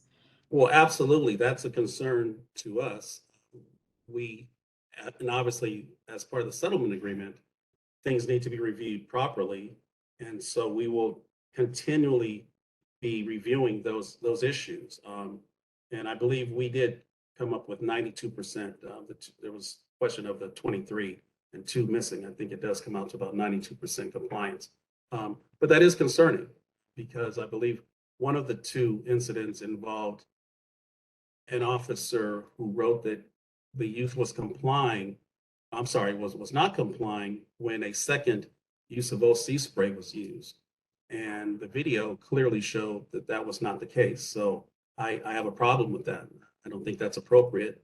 And I think someone reviewing that should have been able to catch it as I caught it and my staff caught it. So that will be a continuing area of concern for us. And we will look into speaking more with the department to make sure that that does not happen. It should be 100%. If senior staff are reviewing these videos, they should be able to catch what happens because it's right there in video and they can review it over and over and slow it down and whatnot. So that will be something that we will continue to work on with them. Sure. Mr. Bettino, can you maybe speak to how the department is dealing with these discrepancies where it's clear that youth are complying and use of force is kind of being, I don't want to exaggerate the term abuse, but it seems like if the youth is doing what they're supposed to do and you guys are still using OC spray, then abuse can be claimed. Can you speak to that incident and then also the timeline to having the camera system implemented at Barry J? Sure. I can't speak to the specific incident, but folks that falsify and then go on to use excessive force on a young person and lie about it in their report, that those people should not work here. And more than that, if they're abusing children, I actually believe they should be prosecuted if it's warranted. I mean, there's no tolerance for any of that. And as Eric mentioned, and I can't speak to the specific case. I'm going to continue to reject, though, this assertion that we're constantly falsifying documents and that the department is not doing anything about it. Those folks who falsify reports are disciplined in a timely manner when we find out about it. And there's been a lot of occurrences over the last number of years where folks have been severely disciplined up to and including discharge for exactly that. So again, I have to reject these comments that we get about our staff across the board, 20% or higher or something like this, that are falsifying documents. So setting that aside, I will say I want to thank Eric and his team. They've been really great to work with. And one of the things that's been a huge improvement, I think, for us is that the OIG has been inserted into a lot of our processes. So they're involved in our central intake teams and at our roundtable process when we do look at discipline cases. And Eric and I have had a couple of conversations on the side where he's recommended some changes to those processes to make sure that we're more transparent, that there's certain things that we're catching along the way. And that's been really helpful. It's new, right? Because as Eric shared, he's been here for a short amount of time and he's bringing on his staff. And his staff so far have been really great to work with. And they're helping us to take a closer look at some of these processes, which I think is really beneficial. I've often said, right, our department is too large to not have some oversight component to it. So this is a way that I think it helps the county to be better. So we appreciate the partnership, Eric, and the ongoing support that you've been able to provide thus far. Specifically related to the cameras. So this is something where we are pretty frustrated with the timelines that we've been given by the county. There's a procurement process, contracting process. We have to go through internal services division that, again, the bureaucracy is obviously at times overwhelming here, but we have the board letter approved. We're going to be able to start to begin the work in the coming months. And it's incremental. So the timeline that we've been given, like start to finish, is something like 18 months. But the units get installed sort of incrementally, if that makes sense. So the cameras will be installed in one unit. They'll move to the next unit, install cameras. So we'll have better coverage sooner than later. We won't have it in every single facility at Barry J, but we'll have better coverage really in the coming months. And then that project will get underway. There's not a lot that we can do, unfortunately, to accelerate. We've had conversations with ISD executive management, in fact, to sort of see where we can accelerate certain things, and they understand that this is a huge priority for the department, not just for the DOJ settlement, but across the board, right? It's something that's been a priority for some time, so they're aware of it, and we're trying to mitigate, there's supply chain issues and things like that, like everybody else is experiencing, but we hope that in the coming months, we'll start to see some camera install. Great. In the absence of those camera systems that we all, I believe, can agree are so critical to us solving some of these issues, it sounds like you've sort of designated some human surveillance. You have appointed people to kind of look for certain activities, conduct the safety checks, et cetera. Yeah, but and not to make everything about staffing, but some of the issues that are presented in the OIG report around the first reviews and some of the backlog that we're seeing with these things, which is really unfortunate, but it has to do with the folks who are assigned to do this specific job have to get pulled into the unit to help to supervise. And so it really does impact us across the board.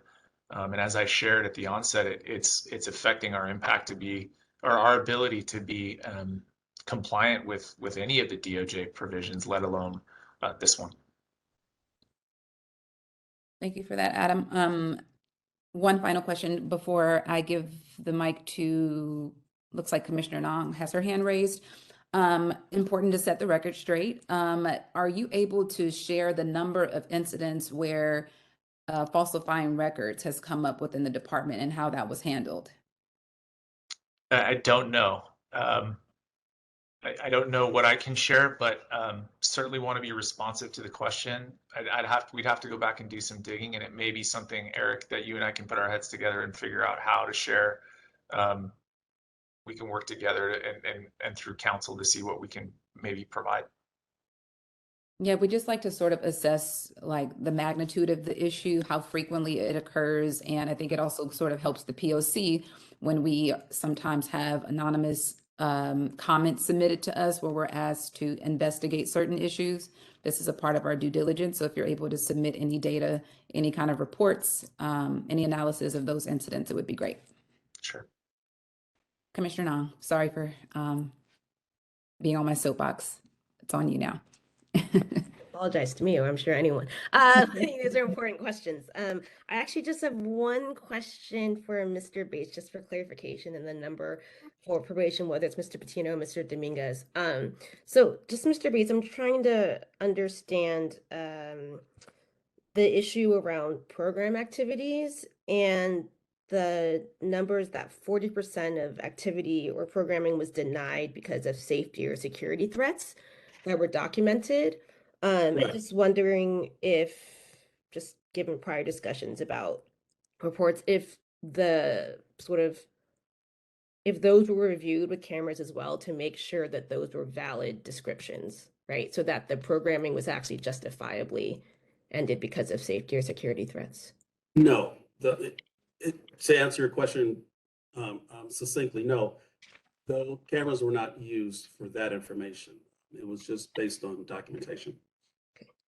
Thank you.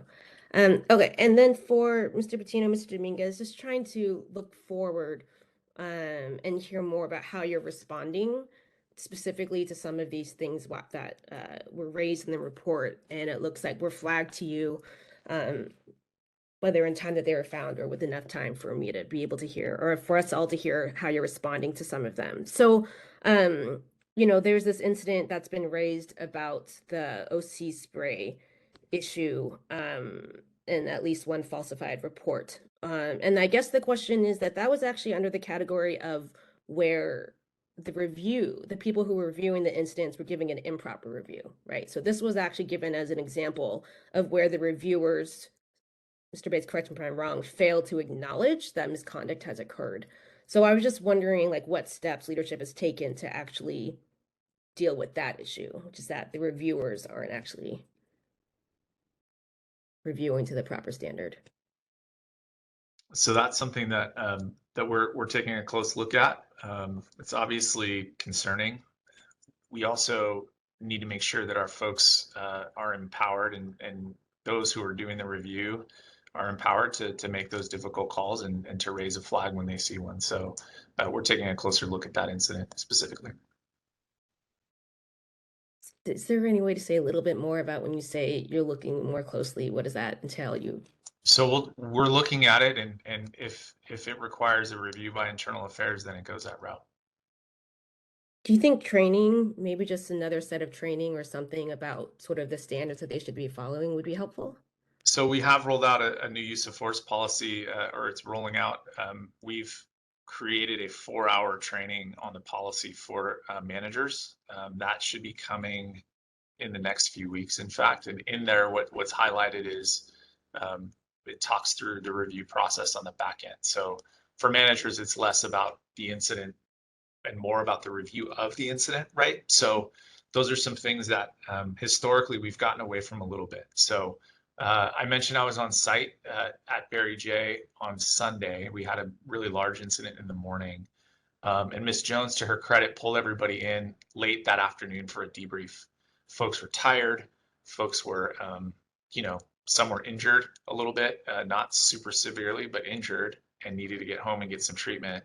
But she still pulled people in to do the debriefing, which is something that we really, really want to make sure is happening on a regular basis. So those are some things that that need to be re-implemented. They were in previous policy. We know we've gotten away from that a little bit. And then the deeper dive is the critical incident reviews that happen afterwards. You know, I'll just share this. You know, part of our culture here has been to refer everything to internal affairs anytime there's an incident. That has really affected morale negatively because folks feel like if they go hands-on, they're going to be investigated. And we know that if they've acted within policy, and if they've done all the documentation accurately, that they should not have to be under investigation. But we over time have kind of created a culture where everything gets referred because folks are afraid of specific scrutiny. When I talk about empowering managers, part of that is the training that you're mentioning, Commissioner Nong, and it's also just a regular conversation with them that they can make these decisions. That if somebody's acting within policy, they don't need to refer something to internal affairs.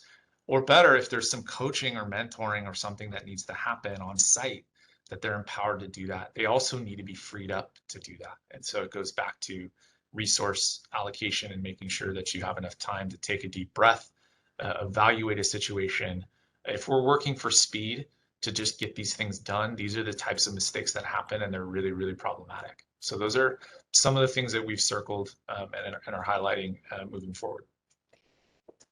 Thank you.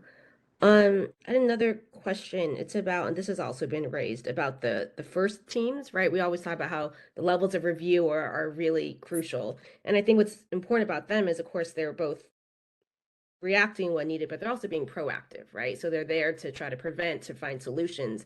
And there's an issue raised about how in both facilities, there's a large delay in when the first team is being given reports. And so I'm wondering if you've looked into and can explain the causes of these delays, and again, if there are any remedies that are being moved forward right now. So I think, we have new management in the facilities, which means more managers who are specifically focused on these types of things. I think the allocation of resources, a few years back when the first team first rolled was a little bit different. Now the expectations have changed slightly. At the moment, it really is a resource issue. It's a staffing issue, but we think with the appropriate number of supervisors, appropriate number of managers, that we'll start to see an improvement to make sure that this process is still being used. It's been a little bit watered down, to be honest. If you look at the policy as it's written, we've had a hard time adhering to that, and it's something that we are prioritizing moving forward, but requires, again, resources to be allocated appropriately. And then another question is, I understand right now the numbers were that youth are 40% of program activity, right? That was denied for safety or security. That's a really high number, right? 40%. Has there been, I don't know, any solutions identified to try to bring that number down? I'm sorry, Commissioner Nong, I had like a motorcycle or something go by my window. Can we take the question again? Sure. It looks like only about 60% of the time, I'll flip it, youth are being provided program, because the other 40% were for quote unquote safety or security threats. So just wondering if there are any sort of solutions being looked into right now to try to address that.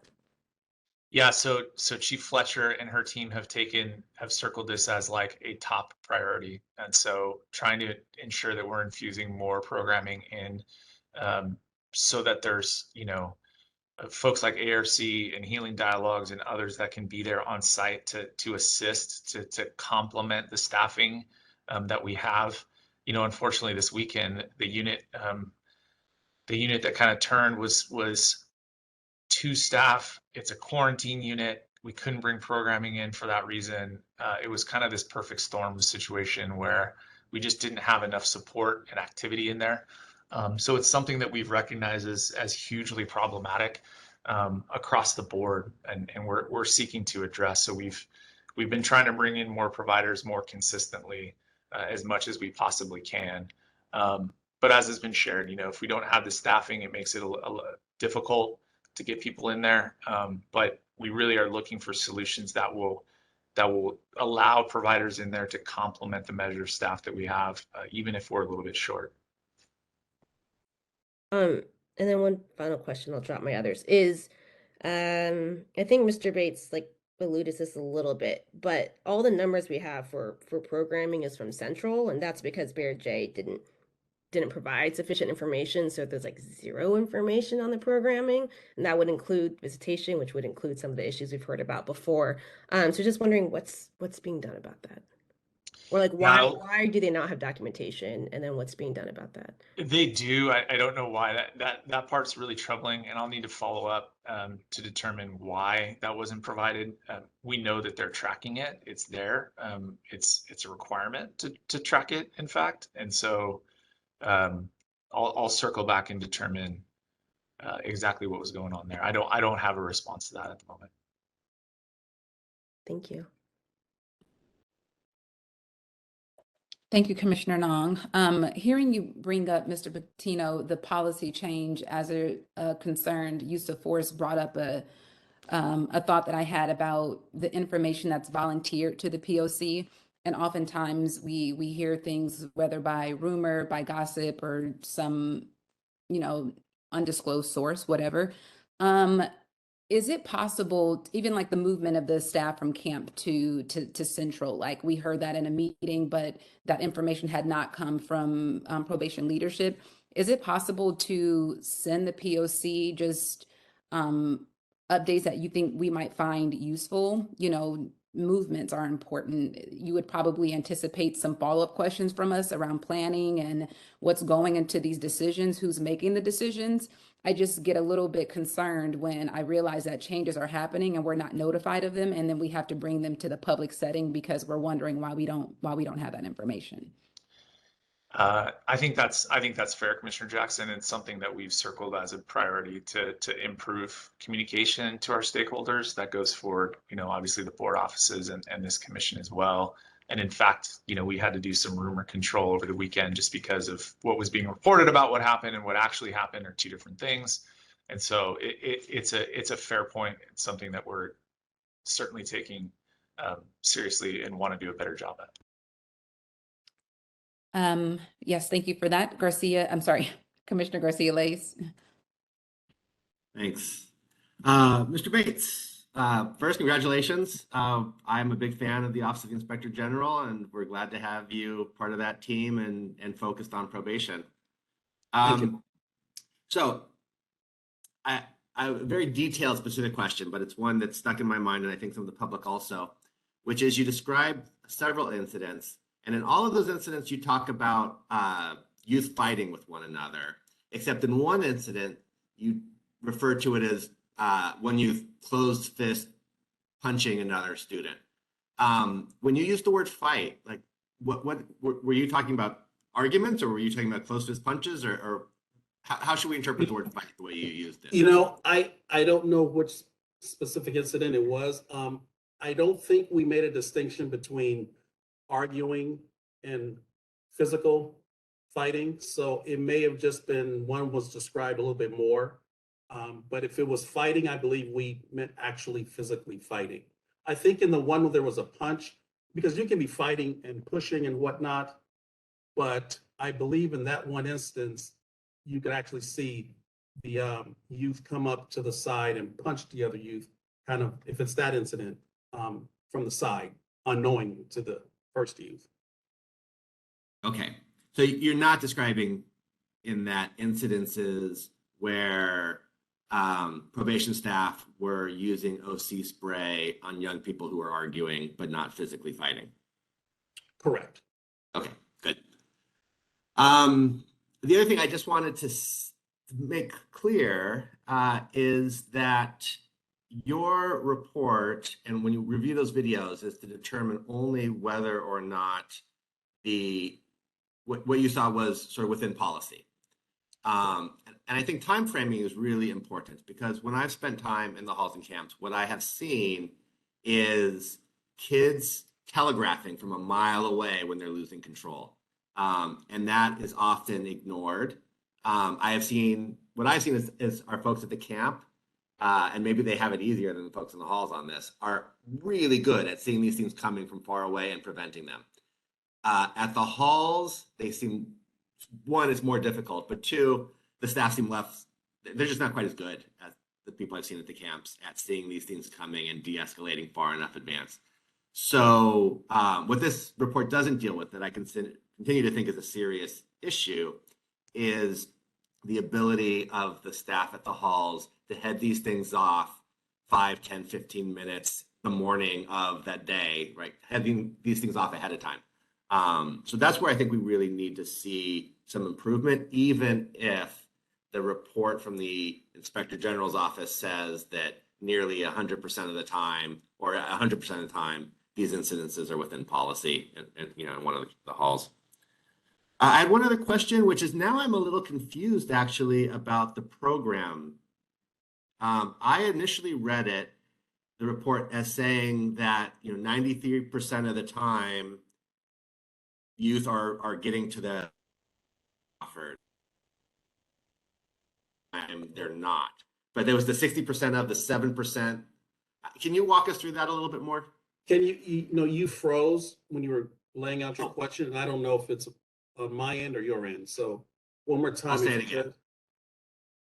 After hearing from Commissioner Nong, I'm actually realizing, and I went back and read some paragraphs in the report, I'm a little confused about the part of the report that discusses how often young people are making it to programming and how often the safety issue is preventing young people from getting there. Right. Is it that 60% of the few times when people aren't going to programming? 40%. Can you walk us through that? Yeah, 40% of the time it was based on the department saying it was a threat, that they were a threat to the safety of others or the facility. So 60% of the time they were going. So they were saying 40% of the time it was because they were considered a threat. And that's irrelevant because we don't want that to be used as an excuse that that's why they're being denied programming, is because they're a threat. So that's the 40%. So are you saying that, all right, so say, I forget who's aware, but Jail Guitar Doors has got something on a Saturday program that only 60% of young people are going to these programs and the other 40% are being held because it's unsafe? In the areas that we sampled. Okay. Yeah. Okay, thank you. And I want to go back to one of your other questions, Commissioner, relating to being able to see in advance and de-escalate. I have to be fair because the videos, I believe, most of the videos, I believe, we do not have audio. So we don't know what's being said prior, either by the youth or the staff. And a number of occasions, you see youth just jumping up from a chair, attacking a youth. But there very well have been discussions going on or conversation going on to where staff could have intervened. That does occur, so you are correct in that. But I want to be fair as to what we've seen. We wouldn't be able to make that determination because the videos are video only and not audio. Commissioner Meredith, Commissioner Jackson had to step away for an emergency for just a moment. So if you want to proceed. Yeah, the segue was opened here for me talking about 400 and some odd uses of force and notifications like the rumor control that happened over the weekend. And I'm just going to put it out there that the delayed information to the POC is unacceptable. And this is not on you, Adam. I'm taking this all the way to the chief. This is something that's unacceptable because I'm getting calls from probation staff. I'm getting calls from the supervisor's office saying, hey, what happened here? What's going on? And all I have is the rumor and innuendo, and I send it off to Wendy and say, can you find out facts for me? So there needs to be a change and a timely notification of the POC on these major incidents.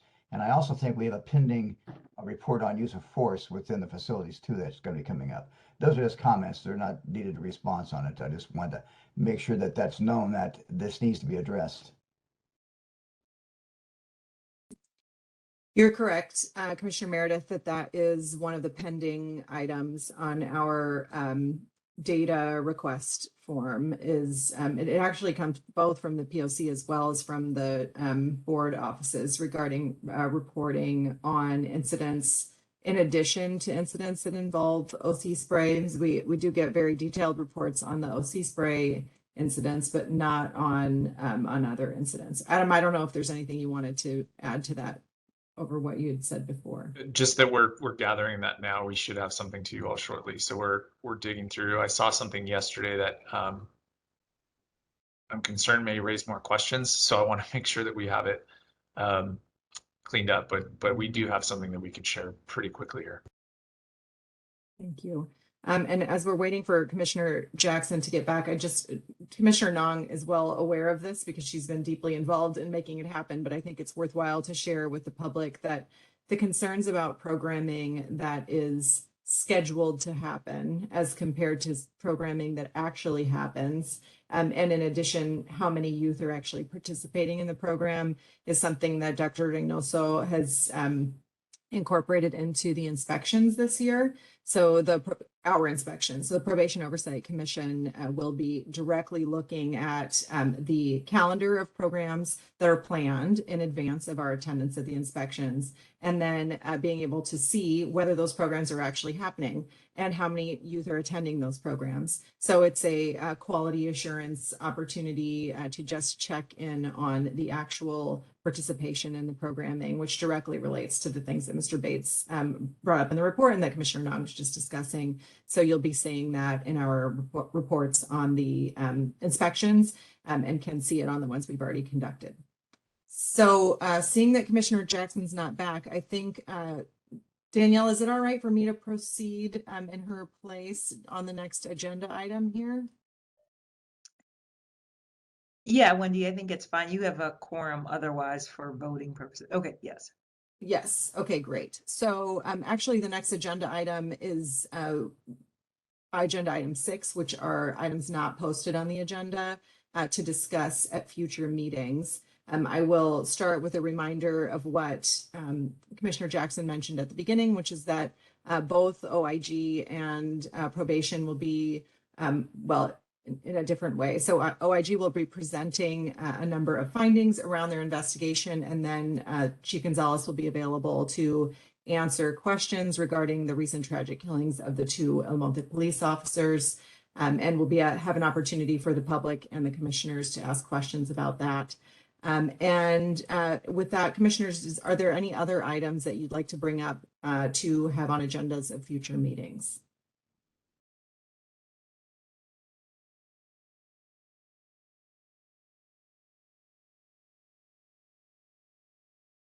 Okay.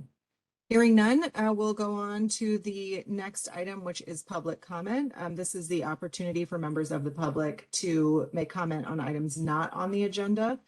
We welcome your comments. Janae, I believe we maybe did have one public comment that was in writing that will be attached to the agenda. That's general public comment. If you get them in before 5 p.m. today, they'll be attached to the official record. That's info@poc.lacounty.gov. And I don't see any hands raised, but if you'd like to make general public comment, please raise your hand at this time. Dial *3 on your phone, press the little hand icon. All right, so we'll start with calling user 4. Mr. Bailey, we're going to unmute you. And please help me in the background, Ismail, with the timer, so you can let Mr. Bailey know when his time is up and you can begin. Okay, thank you. And just wanted to formally thank, I believe, Erica Reynoso. She came out to our resource fair yesterday, and also wanted to thank the abundance of community members that came out to support and receive services and resources at our community resource fair in the East San Fernando Valley. We had over 75 community members and a total of approximately 125 people to 150 in attendance. And there were a variety of resources, vaccination drive as well, from everything from education to housing to therapy to animal services, just a plethora of services and resources that were readily available to everybody in attendance. And I just wanted to, again, just thank all of the community members that came out from this venue, and especially Erica Reynoso for supporting the cause. Thank you. That's all. Thank you. Next up, we have Thomas. I'm going to unmute you, and you can begin. Thomas, can you hear me? Yes. You can begin. Okay, thank you. I've just been hearing a lot about the use of force and everything lately. I just remind everybody, these aren't 3-year-old, 4-year-olds having a hissy fit in a store. These are 16, 17, 18-year-olds who are out to cause harm, who are literally trying to hurt the staff or each other. So I just wanted to make sure we know that when we talk about this use of force and, what the staff is doing and how they're doing it.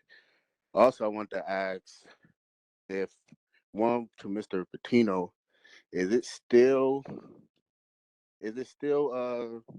illegal or, against the rules for the staff to review tape, the ones who have actually been involved in it, to review tape, because when things are going, it's going at 100 miles an hour. And if you go through that situation, you get hurt or something, or you not even get hurt, but then you have to write your PIR 2 hours later, you got to remember what happened. You got to remember, you actually asked for times. You can't get a time if you're getting assaulted. So is it still illegal for us to review cameras and let us see what happened? And for the commissioners, I just want to ask, have any of you guys actually looked into or asked about the officers that's been injured lately? Have you guys just, question how they're doing or if they're okay? Thank you.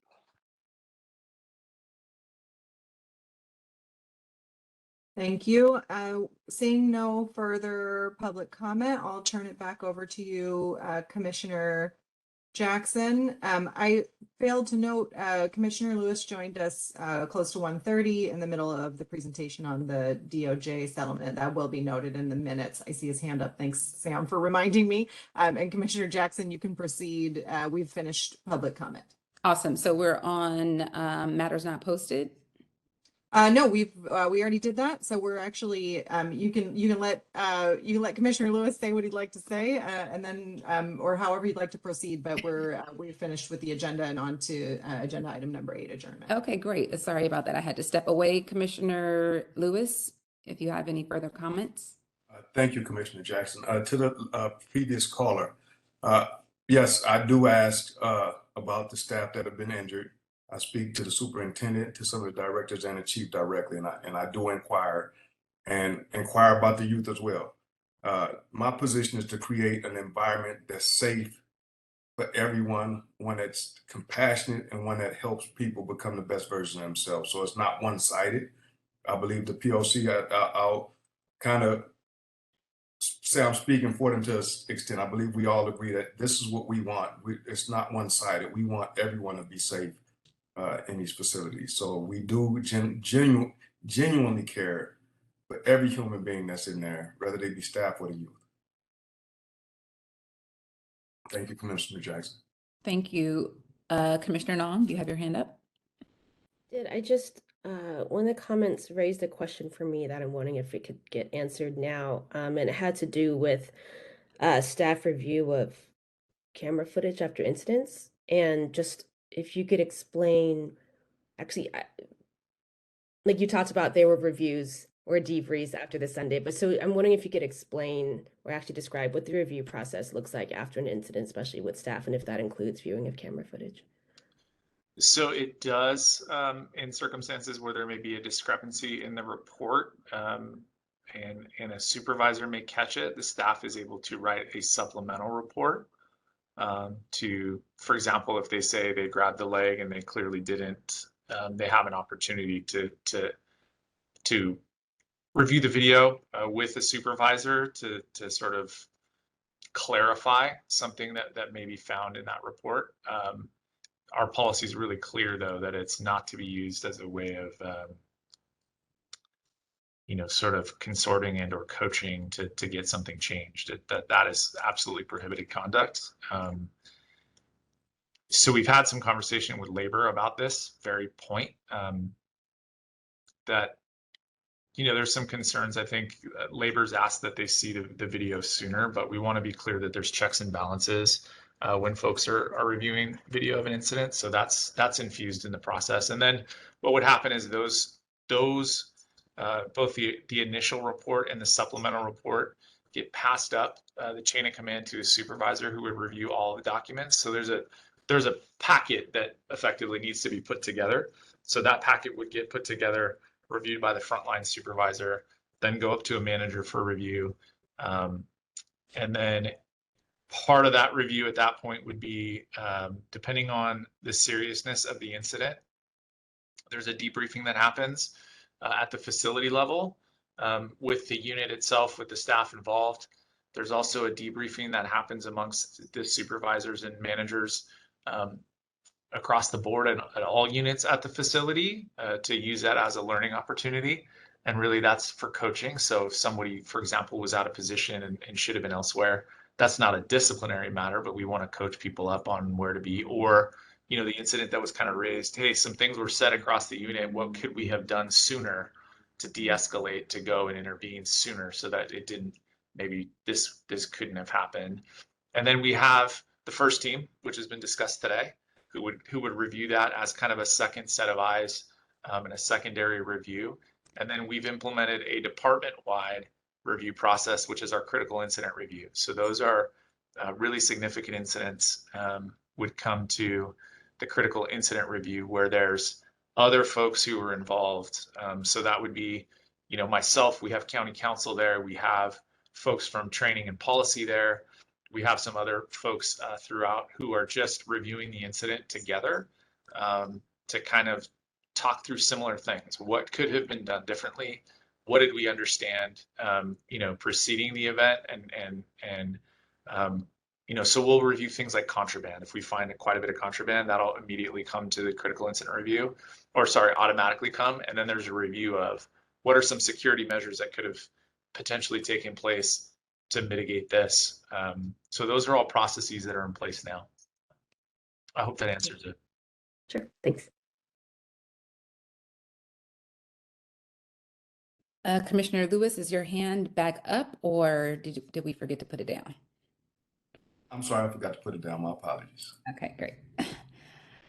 Seeing that no other commissioners have their hands raised, I think it's a good time to conclude the meeting. I want to thank you all for being here. We value your presence and your contribution to the items discussed today. The conclusion of the meetings always remind me that there's so much work for us to do. There's just so much to be done for us as a commission and for the probation department and really for many of the stakeholders that participate in these conversations. So just want to reassure you of our commitment to doing that work. As a quick reminder, be sure to follow us on social media at LA County POC. Also subscribe to our new YouTube channel by searching Probation Oversight Commission and clicking subscribe. To receive reminders about upcoming meetings, visit our website at poc.lacounty.gov to subscribe to our email listing. It is now 2:12 and I adjourn this meeting. Thanks again. Thank you. Thank you.